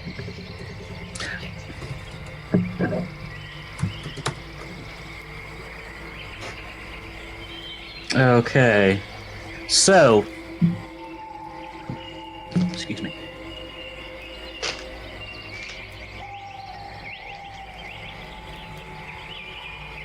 So, as you feed him 2 coins, you see that again he was the size of a large collie. As you feed him, he just kind of like shuffles a bit, and once again he kind of like grows again. He is now the size of a Saint Bernard. He might fit on your shoulders, but it's going to be a struggle now. And this is with the necklace on. Uh, Do you want to take the necklace off and see how big he is? Yeah, let's see something, Bimit. Take the necklace off. Just kind of like... Bimit gets to be full size again. Huzzah! And as he's saying that, you see like his joints kind of pop out slightly. Just his bones pop out and just get bigger. He's now roughly the size of a horse. Okay, that crystal's now going in my bag of holding. Roll me a nature check, please. With disadvantage. I remembered that. Natural 20. Oh, I am sorry. 7. Oh, that's very unfortunate. He's definitely bigger. You're not sure if he's entered a new cycle of his life yet or not, but he is definitely bigger than he was. Is vinegar?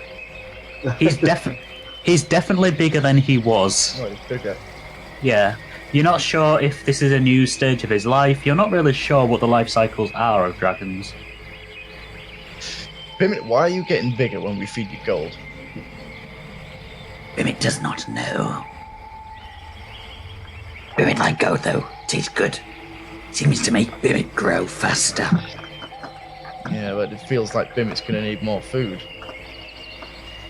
Bimit could do with more food, yes. I'm gonna put the crystal back around his neck. Sorry, Bimit. This is important. Just shrinks back down to a Saint Bernard. But he is still very large. Saint Bernard is a big dog. I'll tell you what, Bimit. Yes. Give me a minute, but can you just keep your mouth shut to Kin about this? I would like to forget about this whole situation that's happened in Salt Harbor. I'd like to put... You got to understand there's a lot of things have happened, and it's not good for both of us for you to go running your mouth about it. it's really important that we keep this to ourselves, even from kin. Bimit did not run, Elf. Because Bimit just answered a question. Yes, but people will find out. And then when people find out, bad things are going to happen, not just to me or you, but it's going to happen to all of us. Kin. Kind of, just kind of narrows his eyes. Roll persuasion, actually. Yeah, roll persuasion for this. With this last comment, Rag has said that he's going to look after you and feed you. Rag intends to keep his word. Why not let's just get through this peacefully? And no harm should come to us, right? Wouldn't that be a better lifestyle? Roll persuasion, but without disadvantage. Just a straight up normal persuasion. You butted him up then. Gotta say, any other normal circumstance, that would be advantage. 13. Well, Bimit is very easily persuadable, it turns out, so... Bimit agrees for now. Yes. Alright. I'll take the necklace back off Bimit then. Just grows back to the size of to the size of a horse. Right, Bimit. Yes. Hang on. Now that it's the size of a small horse. Yes. Go and get yourself some food. Away from here. His eyes just kind of like light up, his ears just prick up. It's like... Bimit hunt. Bimit can hunt.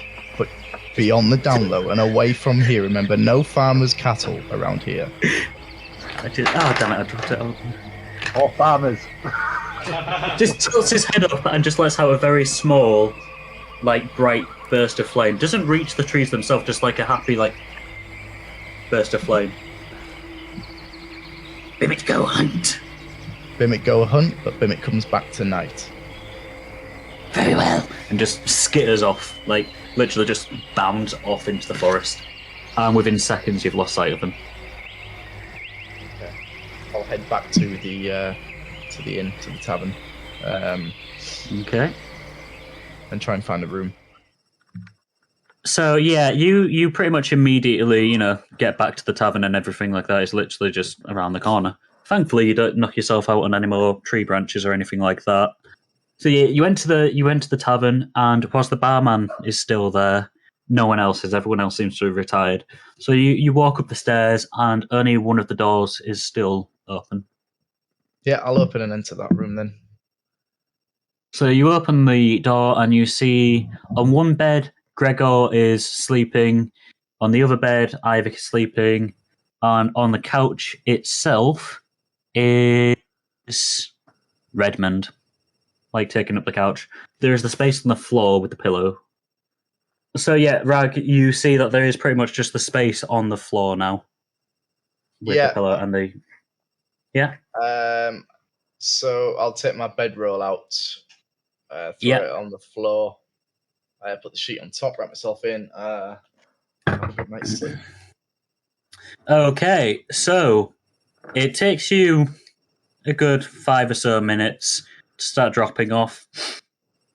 But eventually, yeah, you do start feeling the lovely, lovely, sweet embrace of sleep. And as you do so, as all three of you... Sorry.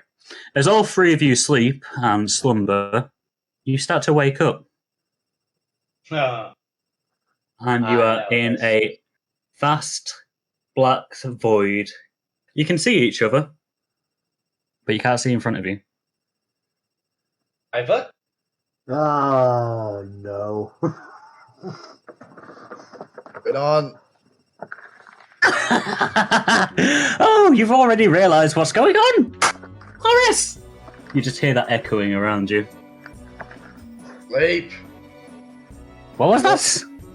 Sleep. No, well, you're asleep, yes. You're asleep.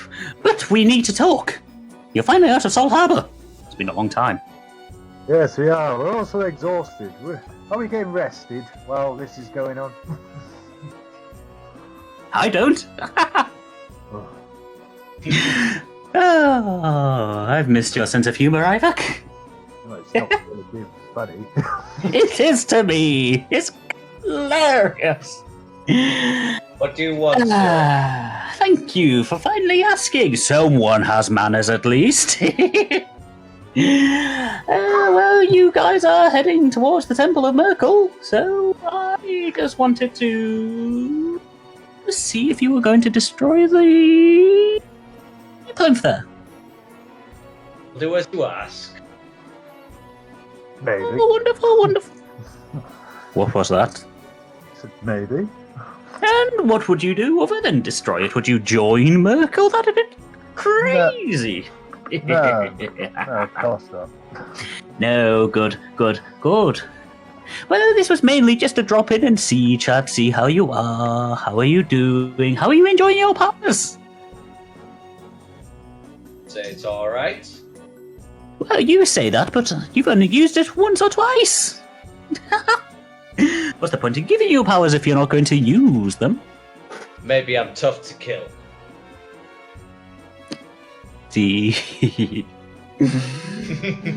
Iyvak, how are you enjoying your eyes? You need to be able to see again. You can't see me because we are in an ethereal realm. I know, indeed. Yes, I believe they'll be useful. Maybe. We'll see how it goes. And how about you, Ragnarok, with your thing you've never used once? Don't really want to use it. No. Would you like to swap it out for another one? Before you enter this new region. What have you got? What would you like? Careful, I'd like to see Rag. my options. It won't be what he says. Your options are whatever you wish them to be. You want to run fast, I can make it run fast. You want to charm people with your... what that thing is that you carry, that wooden string bling thing? I can make that happen.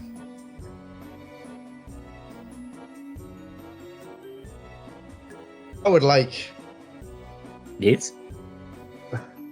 my... Yes? I'd like to persuade better. Oh, yes. Okay. Okay. Let me have a think on this, because your friend over there, Iyvak, has a persuasion power too. Would you like it like his? More powerful, less powerful? I'd like to be able to control it. Okay. Anonymously.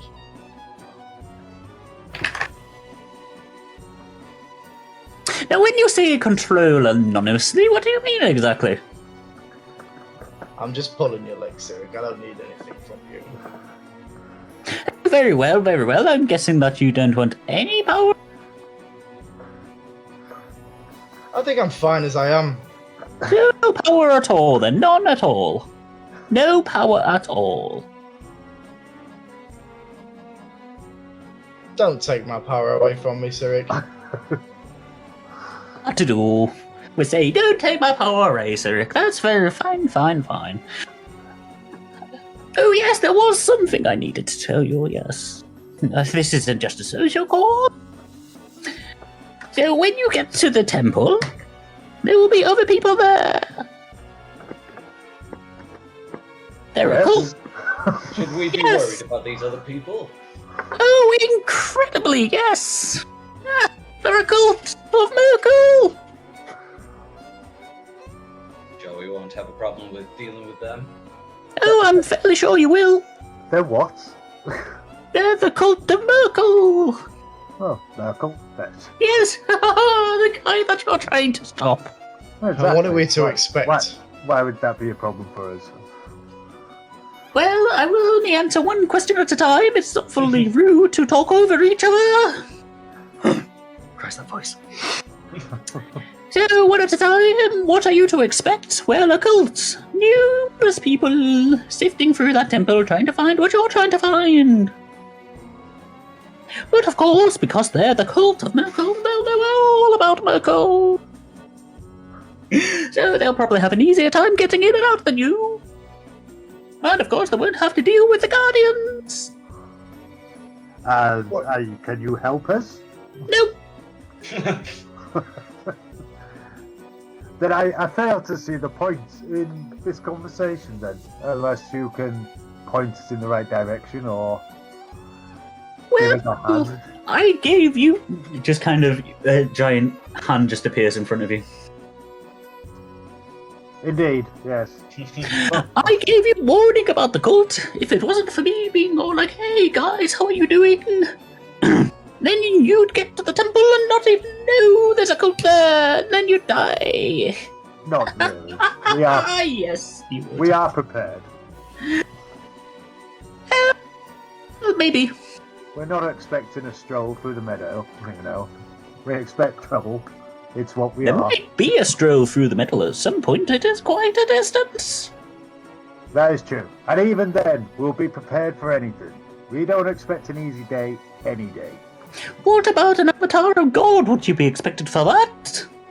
An avatar of gold? Why, have you got God! one handy? God! A deity! Oh, a deity. A physical representation of a god! Like a cup? You're not very good with stuff like this, with figurative speech, Iyvak. No, I'm not. No, you are not. No. But I am learning. Very good, very good. I trust your friends are teaching you how to take figurative speech lessons. Yes. Didn't even know what that is myself. Like gods that could be tethered to cups. Can they now? Apparently. Or any such thing. I'm sure yourself will have an object of some kind. Well, maybe I do have a tether. Or maybe you can go fuck yourself. There's no need for that, I'm just having conversation. Well, maybe so, but maybe you're also trying to find out where my tether is, and that's not going to happen. Not at all. I wouldn't be stupid enough to ask you as well, would I? I'd hope not. That would be a very dumb thing to do. Ah, indeed. But it's normally something very important to you, though, isn't it? Yeah, something important. Like, say, if one's a god of chaos, what's important to a god of chaos? Chaos! So it could be anything. Good luck. I don't know what you mean. I'm onto you, Iyvak. I'm not doing anything. I'm just having conversation, that's all. Keep this up and you lose your eyes. And I don't mean the power.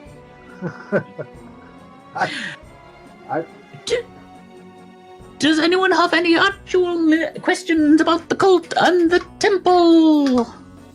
How many are we expected to bump into? That is a good question that I can answer. Around about 18 of them. Is there any way Maybe around? 20.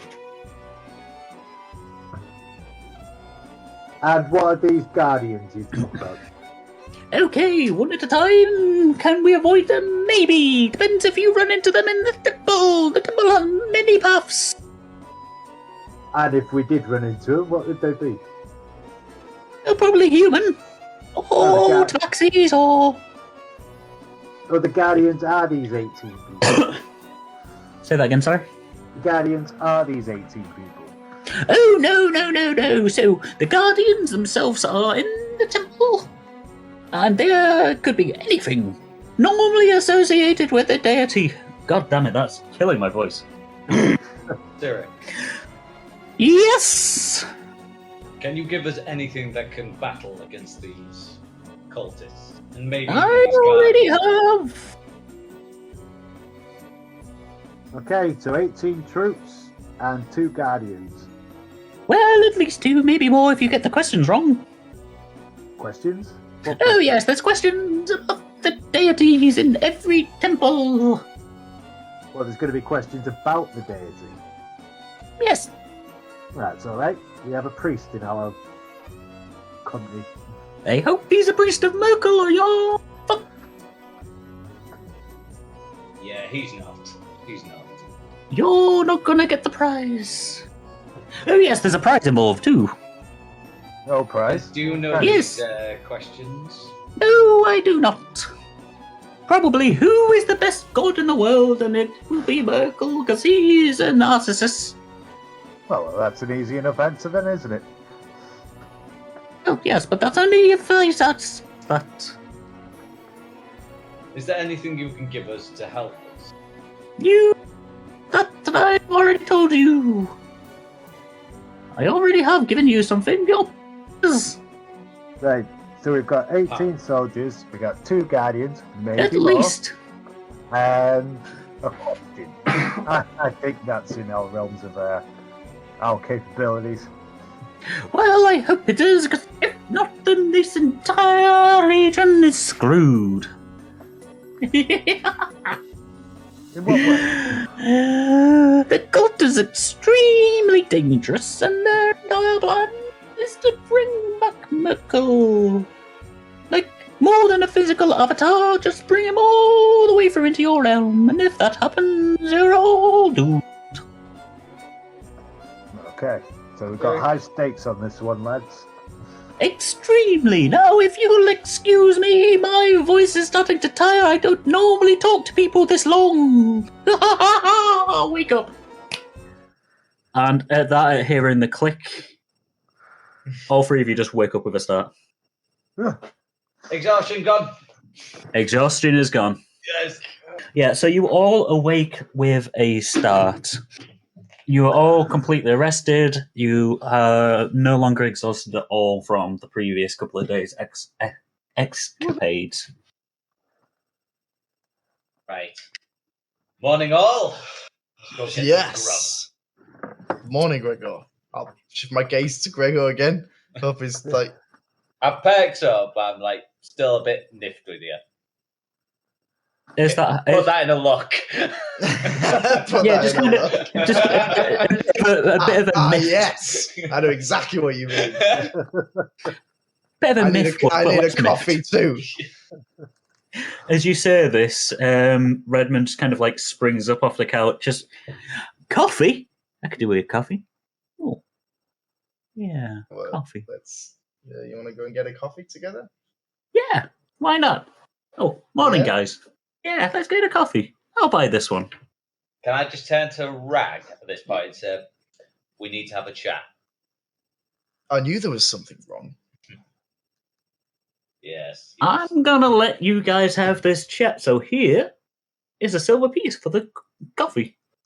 Just hand you a silver piece. We'll talk about rocks another time. Right. I'm a geologist. I'm an archaeologist. Oh, you're not a geologist, right? Okay. It's awfully igneous of you to think I think of rocks. That's an That's a geology pun. That's a geologist, yeah. That's a geology pun right there, guys. You're welcome. Talk about other things then. From underground. Closer to what I do, yeah. All right, we'll talk later. And just kind of walks out. As he's walking out, you see him shake his head, just like a dick. Gregor, in private. Yes, let's. Are we alone at this point? I mean, Ivak's still there. We're not alone. Hello. There's a nice little bit of forestry out there we could go to.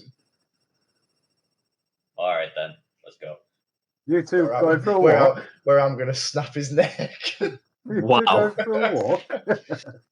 I'm going to chat to Rag for a minute, just a bit of a private matter needs to get sorted out. Okay. Mm. Don't worry, we'll be back in a minute. I'm sure it's fine, Ivak. Yes. Well, on your way.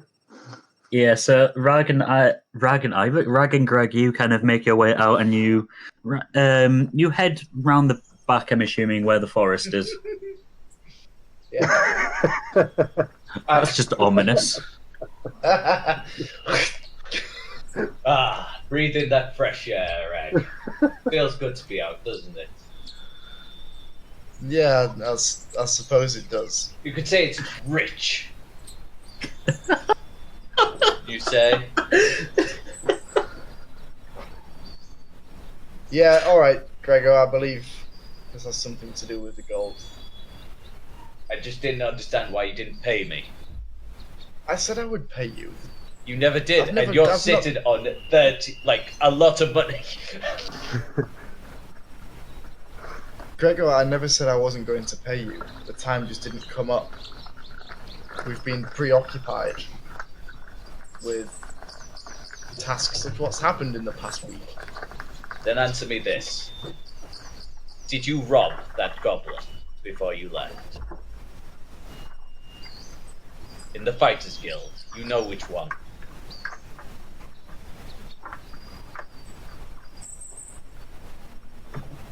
I don't know.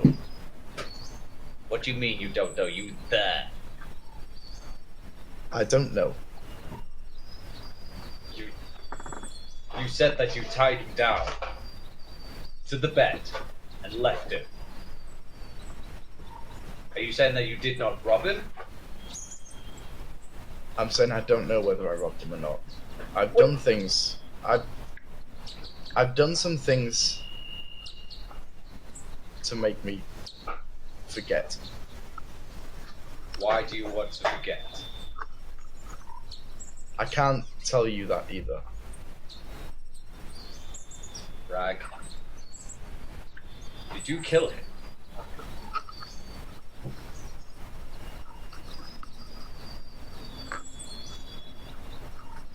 No. Do I believe him? Do you believe him? You can either roll an insight check and let the dice decide, or you can tell me if you believe him or not. Gotta roll an insight check.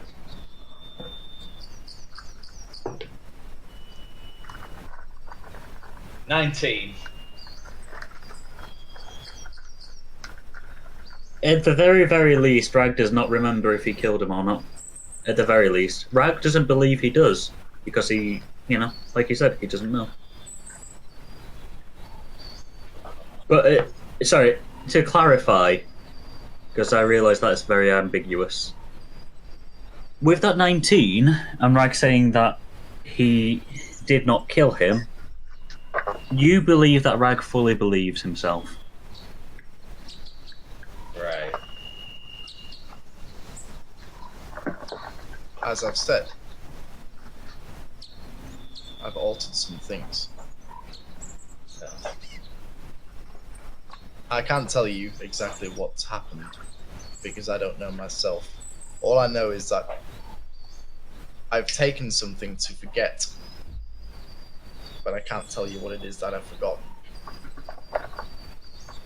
Something bad has happened, and I have all of this gold, and I don't know where it's come from. That's all I know. If you want your 400 gold, Gregor, I'll take it. In fact, here, take 1,000 gold. I'll take 1,000 gold out of my bag. You're gonna be poor again before you know it. I just look at the gold. I don't need gold. I want the truth. I know you don't need gold. I can't give you the truth because I don't know it. Rag, all that I need to know is can I trust you? Of course you can trust me. We're going into somewhere that sounds very dangerous at this point. Yeah, and have I not had your back the entire time? What reason of doubt have I ever given you? I just want to know if your head's on straight. My head has never been on straight. I think you already know that. I just take a deep sigh. Well, I've done things in the war. And I'm sure you try and forget many times. That I'm not particularly proud of. I would love to forget them. I would love to. Maybe I can help you with that one day. Can. But just let me know that something like this will never happen again. Beyond my curse, I can promise that something like this will never happen again. I just give him a tap on the shoulder. Just say, keep your money. I've already taken 800.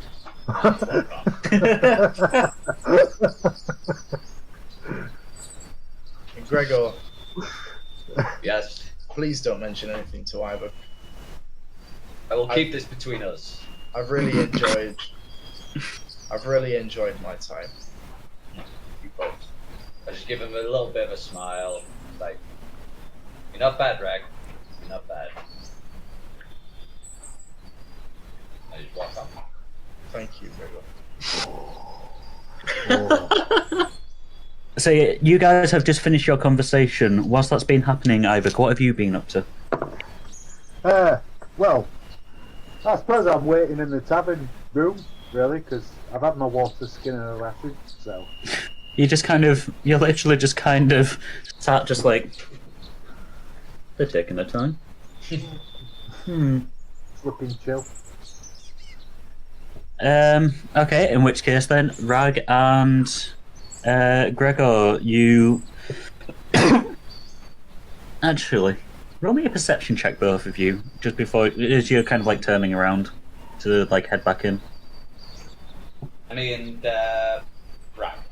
Yes. Ooh, it's nice to roll. Shit. I just picked that dice up and Perception. just 16. so I can't see what it is. Sorry. Roll again then. What was that? Sorry? 16. Yeah, 16. as well. 16. Okay. So, as you are, as you're about to head back in, you both kind of hear more cracking and stumbling and stuff like that, and then out of the forest bounds a horse-sized Bimit, covered in blood. Covered head to toe in blood. Am I still next to Gregor? Yep. Oh, He kind of like literally, he bursts through the tree line and kind of like lands right in front of you both, like just covered in blood as you're just like stood next to each other. I run to him and Holy Talos! chuck the new mind crystal over his neck. Do I see this big horse of a dragon run towards me? I'm just trying to think what you guys need to roll against, because you're gonna have to roll against each other for this. I'm not trying to hide it from Gregor. Oh, okay. No, In which case, Gregor, yeah. over for the vicinity of the place, to be honest. Okay, Gregor, yes, you see that he's the size of a horse now, and Bimit just kind of like, and his bones kind of like go back down, and he's now the size of a St. Bernard dog. So quite a big dog size. He's gotten bigger since the last time I saw him. Yes, he has got bigger. It turns out now, if you... Crum taught me this, but if you feed him a single gold piece, he increases in size. I just take out a gold coin. Okay. Be mindful of what you're doing here, though, because the bigger he gets, the more we have to feed him. And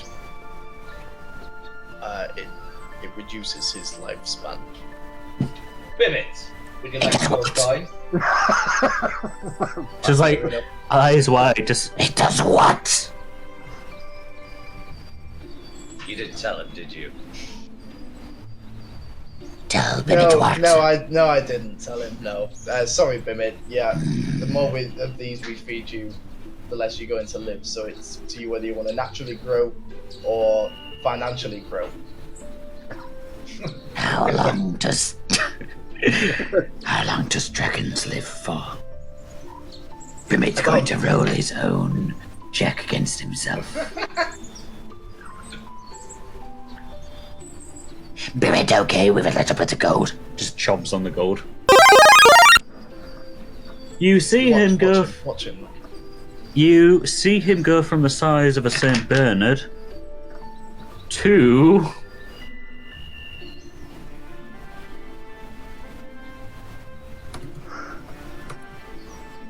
You see him go from the size of a St. Bernard to... Newfoundland. Wow. So it's kind of got... Massive. Big. Like You know the massive dogs? Probably the biggest dogs there are. the only one I can do is Great Dane. Biggest dogs there are. Great Dane, even bigger than that. No. Great Danes. Yeah. Bigger than Great Danes, aren't they? Yeah, I think Great Danes might be taller, but they're less heavy.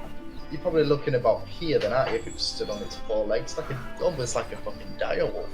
No? Yeah, think of it this way: a Saint Bernard weighs between like 64 to 120 kilograms. In terms of height, they're about 90 centimeters tall, whereas a Great Dane is. Holy shit! Yeah, that's.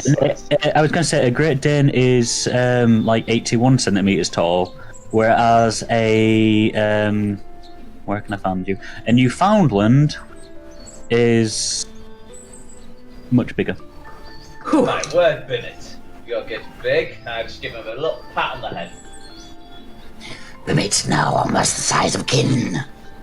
And he's not far off. You want to see something even better? Go on.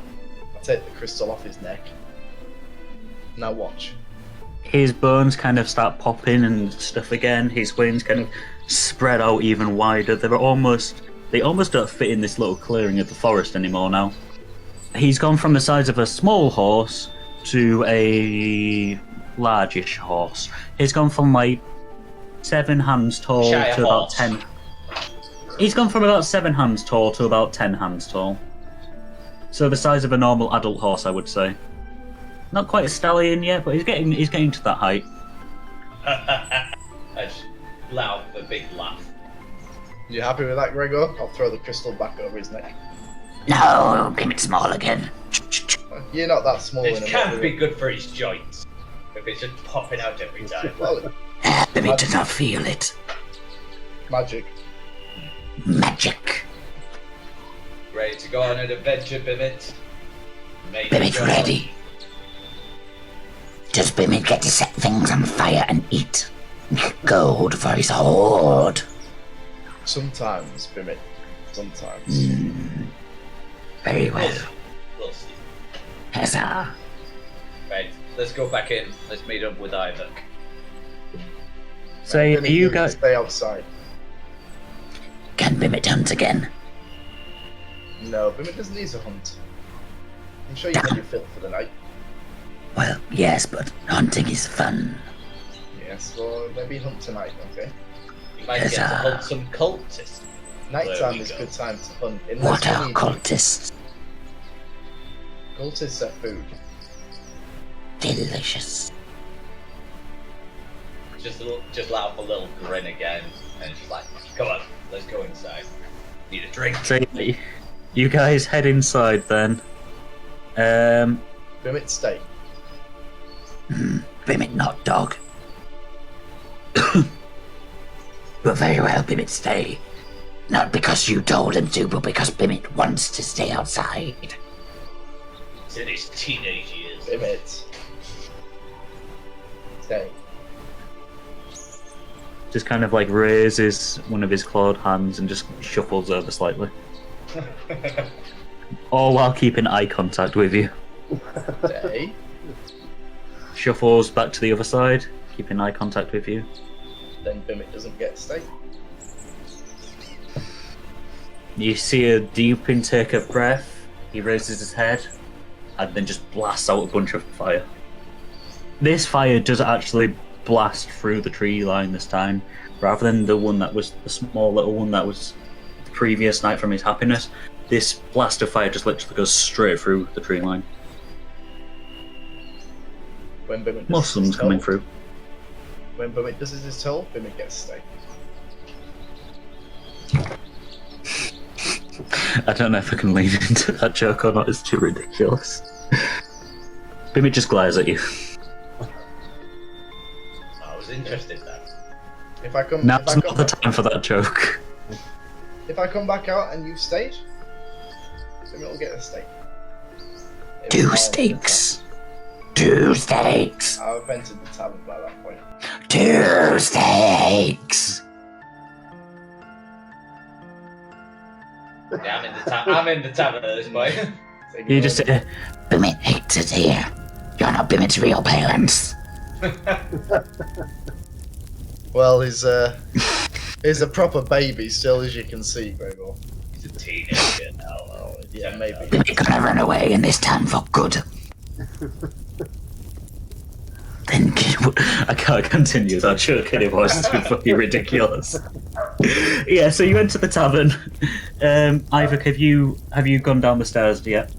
Yeah, I've just seen myself sat in the tavern, just waiting for these two. Yeah, so at this point, everyone else is downstairs as well. Amrius is pretty much stood next to you, Iyvak, and he's just looking over everyone. Well, I do, sir. We seem to be too short at the moment. Your companions, Iyvak, do you know where they are? No, they've just gone outside, just... Oh, for a morning stroll, yes, of course. Yeah, it seems to be their way. Such secrecy amongst team members will not do. However, I suppose over the next 2 weeks whilst we are all travelling, that is plenty of time for us to all get to know each other very well. No secrecy. They just do their morning walks. Very well, very well. Well, once they have returned, we shall set off post-haste. Can I, Sorry, go on, man. No, I was just going to say, speaking of which, because you'll be walking in, won't you? Yeah, at that point they open. Can I see Amrius as I walk in?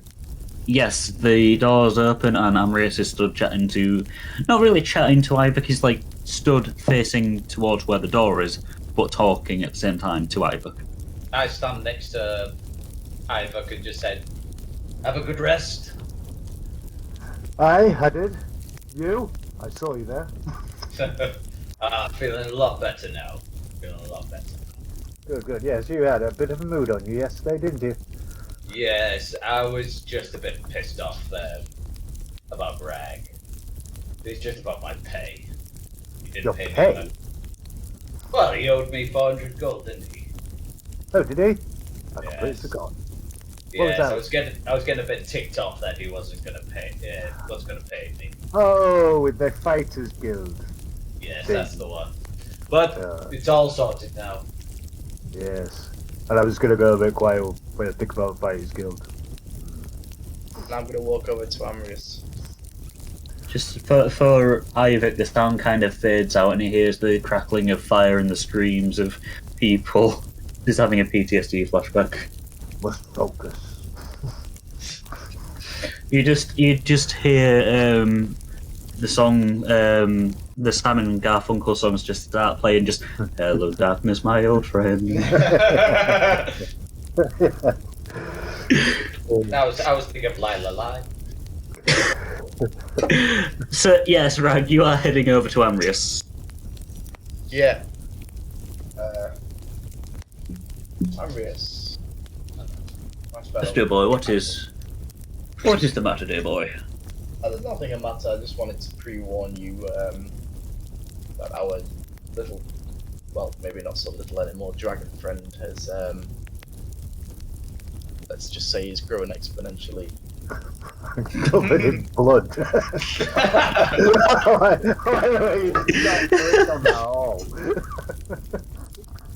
He'll be cleaning himself off. He'll be cleaning himself off as we You know those town people? They're no longer in town. So yeah, you see Amrius's like monocle just kind of, not the monocle itself, but you see his eyebrow raised behind the monocle. Exponentially grown, you say? How did that happen? Yeah, well, it's complicated, but I think it'll work in our favour, to be honest. But I just wanted to pre-warn you that it's larger than, well, since the last time you saw him. Very well, I will keep it in mind. He's growing fast. Okay, very well. He must have hit. I think he's hit a growth spurt. I don't really know much about dragons' growth and how long it takes. They live for a very long time. I don't know whether. I thought maybe they grow in a slow way, but he's growing. He's already kind of zoned out of what you're saying a little bit. He is taking note of it, but he's just kind of like, "Dear boy, Do you remember to keep an eye on Bimit, as it were? If he is growing incredibly fast, we may need to incapacitate him if he becomes problematic for the expedition. Oh no, I don't think he'll become problematic. I just wanted to ask you the question whether you think it's still a wise idea to keep the crystal around his neck. It's reduced in size slightly, but... Yes, but it only goes to a certain point, does it not? At some certain point, a dragon, even with this new mind crystal on, well, even with the necklace on to shrink his size down, it will no longer be a fade dragon if it is both the size of a small dog. So there is, of course, the question of, is it worth having a small dragon that everyone knows is a dragon nonetheless, or a medium-sized dragon? Personally, dear boy, I do not have a strong opinion one way or another until we, of course, will return to Salt Harbor. Then we will have to have a good think about that. Yeah. But you see, the thing is, I just thought I'd mention it because I don't believe he's too happy with his reduced size. I think it's fair to say he wants to be a dragon. A dragon would, of course, wish to be a dragon, yes. Try and keep him. Let's say it feels maybe locked in a box. Let's just put it that way, with this new mind crystal around him. So I just thought I'd ask him first. Very well. Ebchar, what do you think, dear boy? Do you think it is a smart idea for him to be his true size? And Ebchar just kind of like, even though it's only like 8 o'clock, 9 o'clock in the morning, he just kind of like, he's got a drink in I forgot the name of it already. JB has just literally drank out of one. Tankard. Why do I keep forgetting that word tonight? We don't use that term anymore. No, that's true. So he's just drinking from that, just slams it down, just like, well,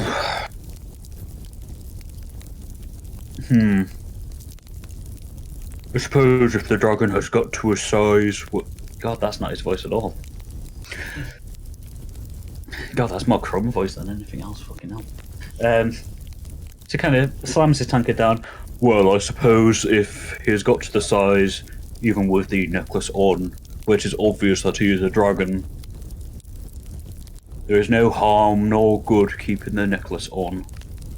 So at that point, I believe it becomes a case of what makes the dragon more comfortable, and what is less likely to lead to a dragon attacking a village, attacking people, and attacking our party. However, Ragnarok, I will make one very serious warning. If he attacks anyone within the party, without due reason, of course, on your head be it, and on his head taken off. Listen. As long as we keep him fed, then everything will be fine. As long as we either keep him fed or allow him to hunt in his own time during the, let's say, the evenings, it won't impact us at all. But the main concern is making sure that he's got sufficient food. I am reticent on letting him hunt by himself. The Samurai just pipes in, yes, that is a slippery road.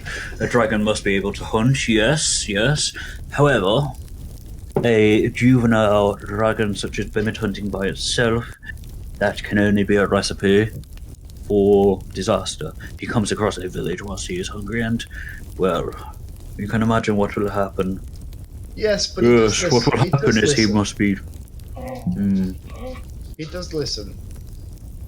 I mean, a dragon will do what he needs to do if there's no other option, but with the options... It might be wise of you to go hunting with him. That way, you can point out what is safe for him to devour and what is not. Deers, fine. Rabbits, fine. Humans, elves and tieflings, not fine. No, I Kobolds, it depends on the situation and if people are watching. Yes, I understand. He already knows that, but if you would like me to keep a closer eye on him, then that is what I will do. I believe I would. I have no doubt my father would. Just kind of nods. And the rest of the expedition group, well, they have not really seen Bimit's true form, or even Bimit himself. They just seem to think that he was a fey dragon wrapped around your neck. So you may wish to talk to them about it. The who? The rest of the expedition group. After all, they will be travelling with Bimit, so maybe tell them that they are travelling with a dragon. Yeah. At this, you almost like comical timing. As he's saying this, you can just hear outside Raynor, just like he is shouting. And as he's shouting and you focus your hearing a bit more, you can just say, "Holy hell, there's a dragon! What the hell is a dragon doing here?" Do we hear this? I'm gonna get up and run out. Yeah, I'll run out as well. Yeah, I joined them. Whoa. It's good dragon. You get there just as he's pulling a fist back, and Bimit's just like... dragons don't generally... Well, yeah, they do. He's got a bit of a quizzical look on his face. His eyebrows are just kind of like pursed. He's just like tilting his head slightly as this elf is just pulling his fist back. "Get out of the way, there's a dragon, and I'm gonna punch it." No, it's a good one. Granted, he's covered in blood, but it's a good one. It doesn't seem like a good one. He seems like a dragon that needs a punch. No, he doesn't need a punch. He likes punches. You'd be doing him a favour. No punches. Good stay, Bimit. Throw him another steak. Yeah, he's good. He's with us. He'll be an Bimit literally just jumps in the air and eats the steak. Bimit stayed because Bimit wanted to, not because Kin told him to. Exactly. We'll pat him on the neck and say, just like a pet dog. Oh.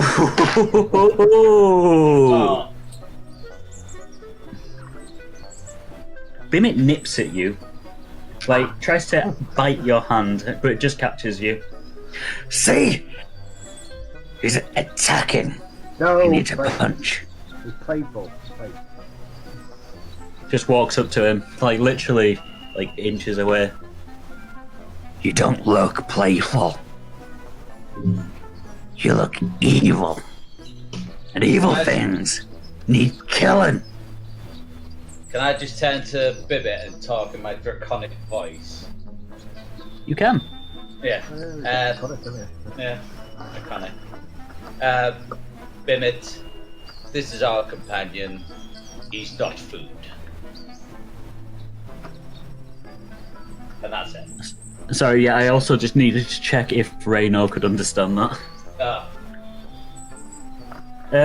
Bimit's just like... Elf seems like food to Bimit. Elf angers Bimit. He angers a lot of people. That's his personality. His personality might be being eaten. I take it this is all in Draconic, is it? Yes. Oh, No, yeah. I'll just give a little laugh. It's like, unfortunately not. Little elf best watch little elf's words. I'll tell him that. I just go over to the elf and just say, "Be nice to the dragon." Oh, what? Sorry, is Bimit his actual size? No, at this point he's still in his small form. Can I just go over and just take the necklace off? You do, yeah, and again you just hear as his bones and stuff just expand to their normal size. Like I say, he is a largest horse size now, basically. Because I don't think you would win against him. Well, you'd be surprised, but... Just kind of looks up at him. If he tries to bite me, I'm gonna punch him. Oh, look at that. Lively. He's got bigger. Have you been feeding him gold? I just said to Rags, like, maybe one. Yeah, Gregor needed a demonstration. Yeah, that's fair enough, but just remember, you're killing him with that stuff, don't you? We did. This time we did tell Bimit, but Bimit was willing to take it anyway.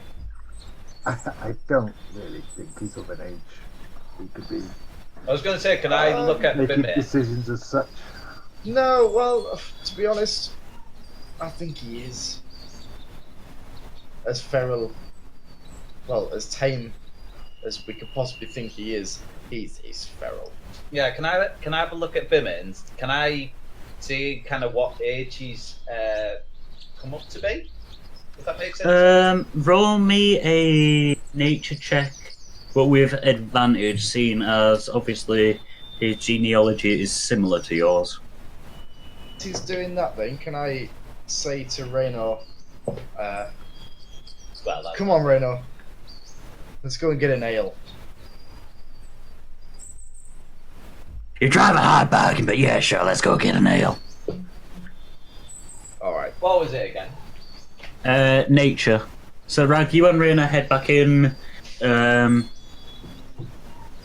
yeah, Gregor, you're checking 2. Are you sure he's a dragon? Are you sure you're a dragonborn, for that matter? He's got bigger, that's for sure. That's all you can tell. What am I? I just look a bit depressed, just like, what is life? Bimit, did you eat? What did you eat last night? Well, first off, Bimit ate some gold that kin and other kin gave Bimit. Yes, I understand that. We'll be discussing about that later. Bimit also ate 3 rabbits. Apparently 20 deer. Wow. I think we need to put you on a diet, my friend. So 14 pigs. Definitely a diet. Bimit was very hungry. Apparently. I hope that's not going to be a daily need of yours. Bimit would believe that Bimit no longer has to eat for another 8 days. Fantastic. Well, as long as there wasn't any humans or any creatures that on your list, I'm fine. Shifty eyes. Do we find Embrius Reed? I believe I've gone into the tavern. Yeah, Rag and Raina have already gone into the tavern. Amris is in the tavern as well. Shall we get going? Well, I'm ready to go, so I'm gonna probably just hang about out here. Okay, so yeah, Iyvak, you're hanging out with Bimit for another minute or so, and then the doors open, and yeah, you see the rest of the group just kind of walk out. As they do, Amrius takes the front and just kind of steps forward, looks back at you all. For a split second, he kind of looks at Bimit and just, oh wow, he really has got quite big now, hasn't he? Could be problematic, hopefully it won't be. Nonetheless, expedition group, today we set off on our through leg to the Menal Peaks. Yeah. It is and it could be a help, I like to say. What, the dragon? Of course he could be a help. He could scout above, for all we know. Exactly. That said, it is going to be a long and arduous trek to Menor Peak.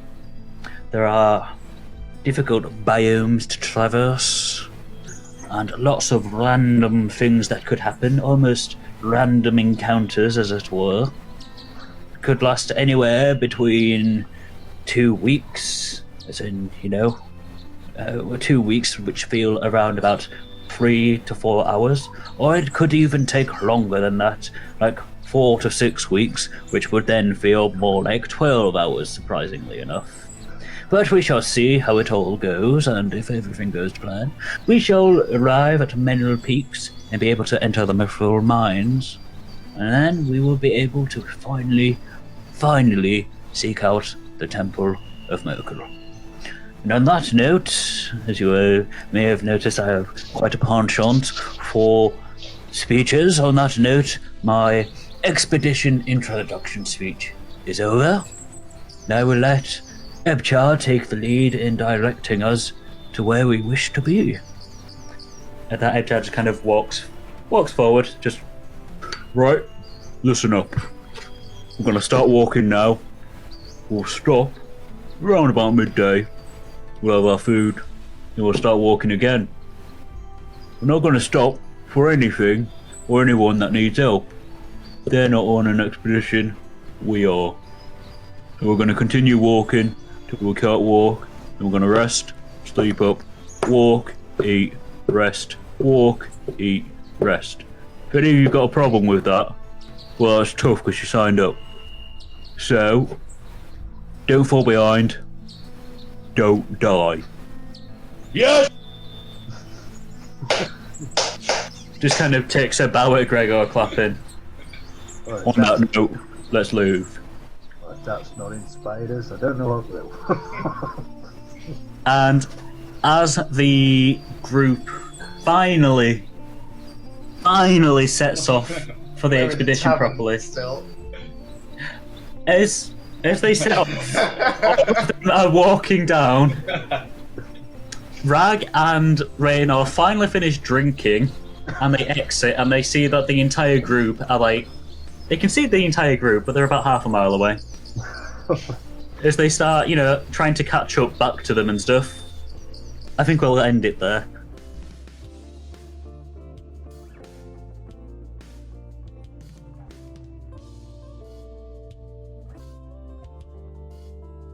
The Reaper, the Maelstrom, and the Thief is a Dungeons & Dragons show by RollCast. RollCast has been JB as Ragnarok, Coogan as Gregor the Last, Gareth Ryan as Iyvak Mileart, and Tom Crabbe as the DM. Intro, midpoint, and outro music were provided by JB. Editing and sound mixing was done by Tom Crabbe. We'd also like to thank the following for allowing us to use their music and ambiences: Alexander Nakarada, Darren Curtis Music, Fantasy Realm, Michael Ghelfi Studios, Sword Coast Soundscapes, and The Seventh Midnight. Full links to all tracks used in this episode can be found in the description, and as usual, if you're wanting to elevate your own sessions or bring that creative spark to your writing, then these tracks are highly recommended. If you want to support RollCast, then check out our socials. Check out our page on Facebook on facebook.com/castthatroll. Follow and tweet at us on Twitter using the handle @castthatroll, and subscribe to our YouTube channel using the handle @castthatroll. You'll be able to get episode updates and random bits of lore and information on both Twitter and Facebook, and our YouTube page has all of our current episodes up in a visual format. Don't want to watch but still want to listen? We got your back. Look for RollCast on Spotify, Amazon Music, Podbean, Good Pods, and all other podcast platforms. Episode 9, How Not to Train Your Dragon, releases on the 8th of March, so we'll see you all then.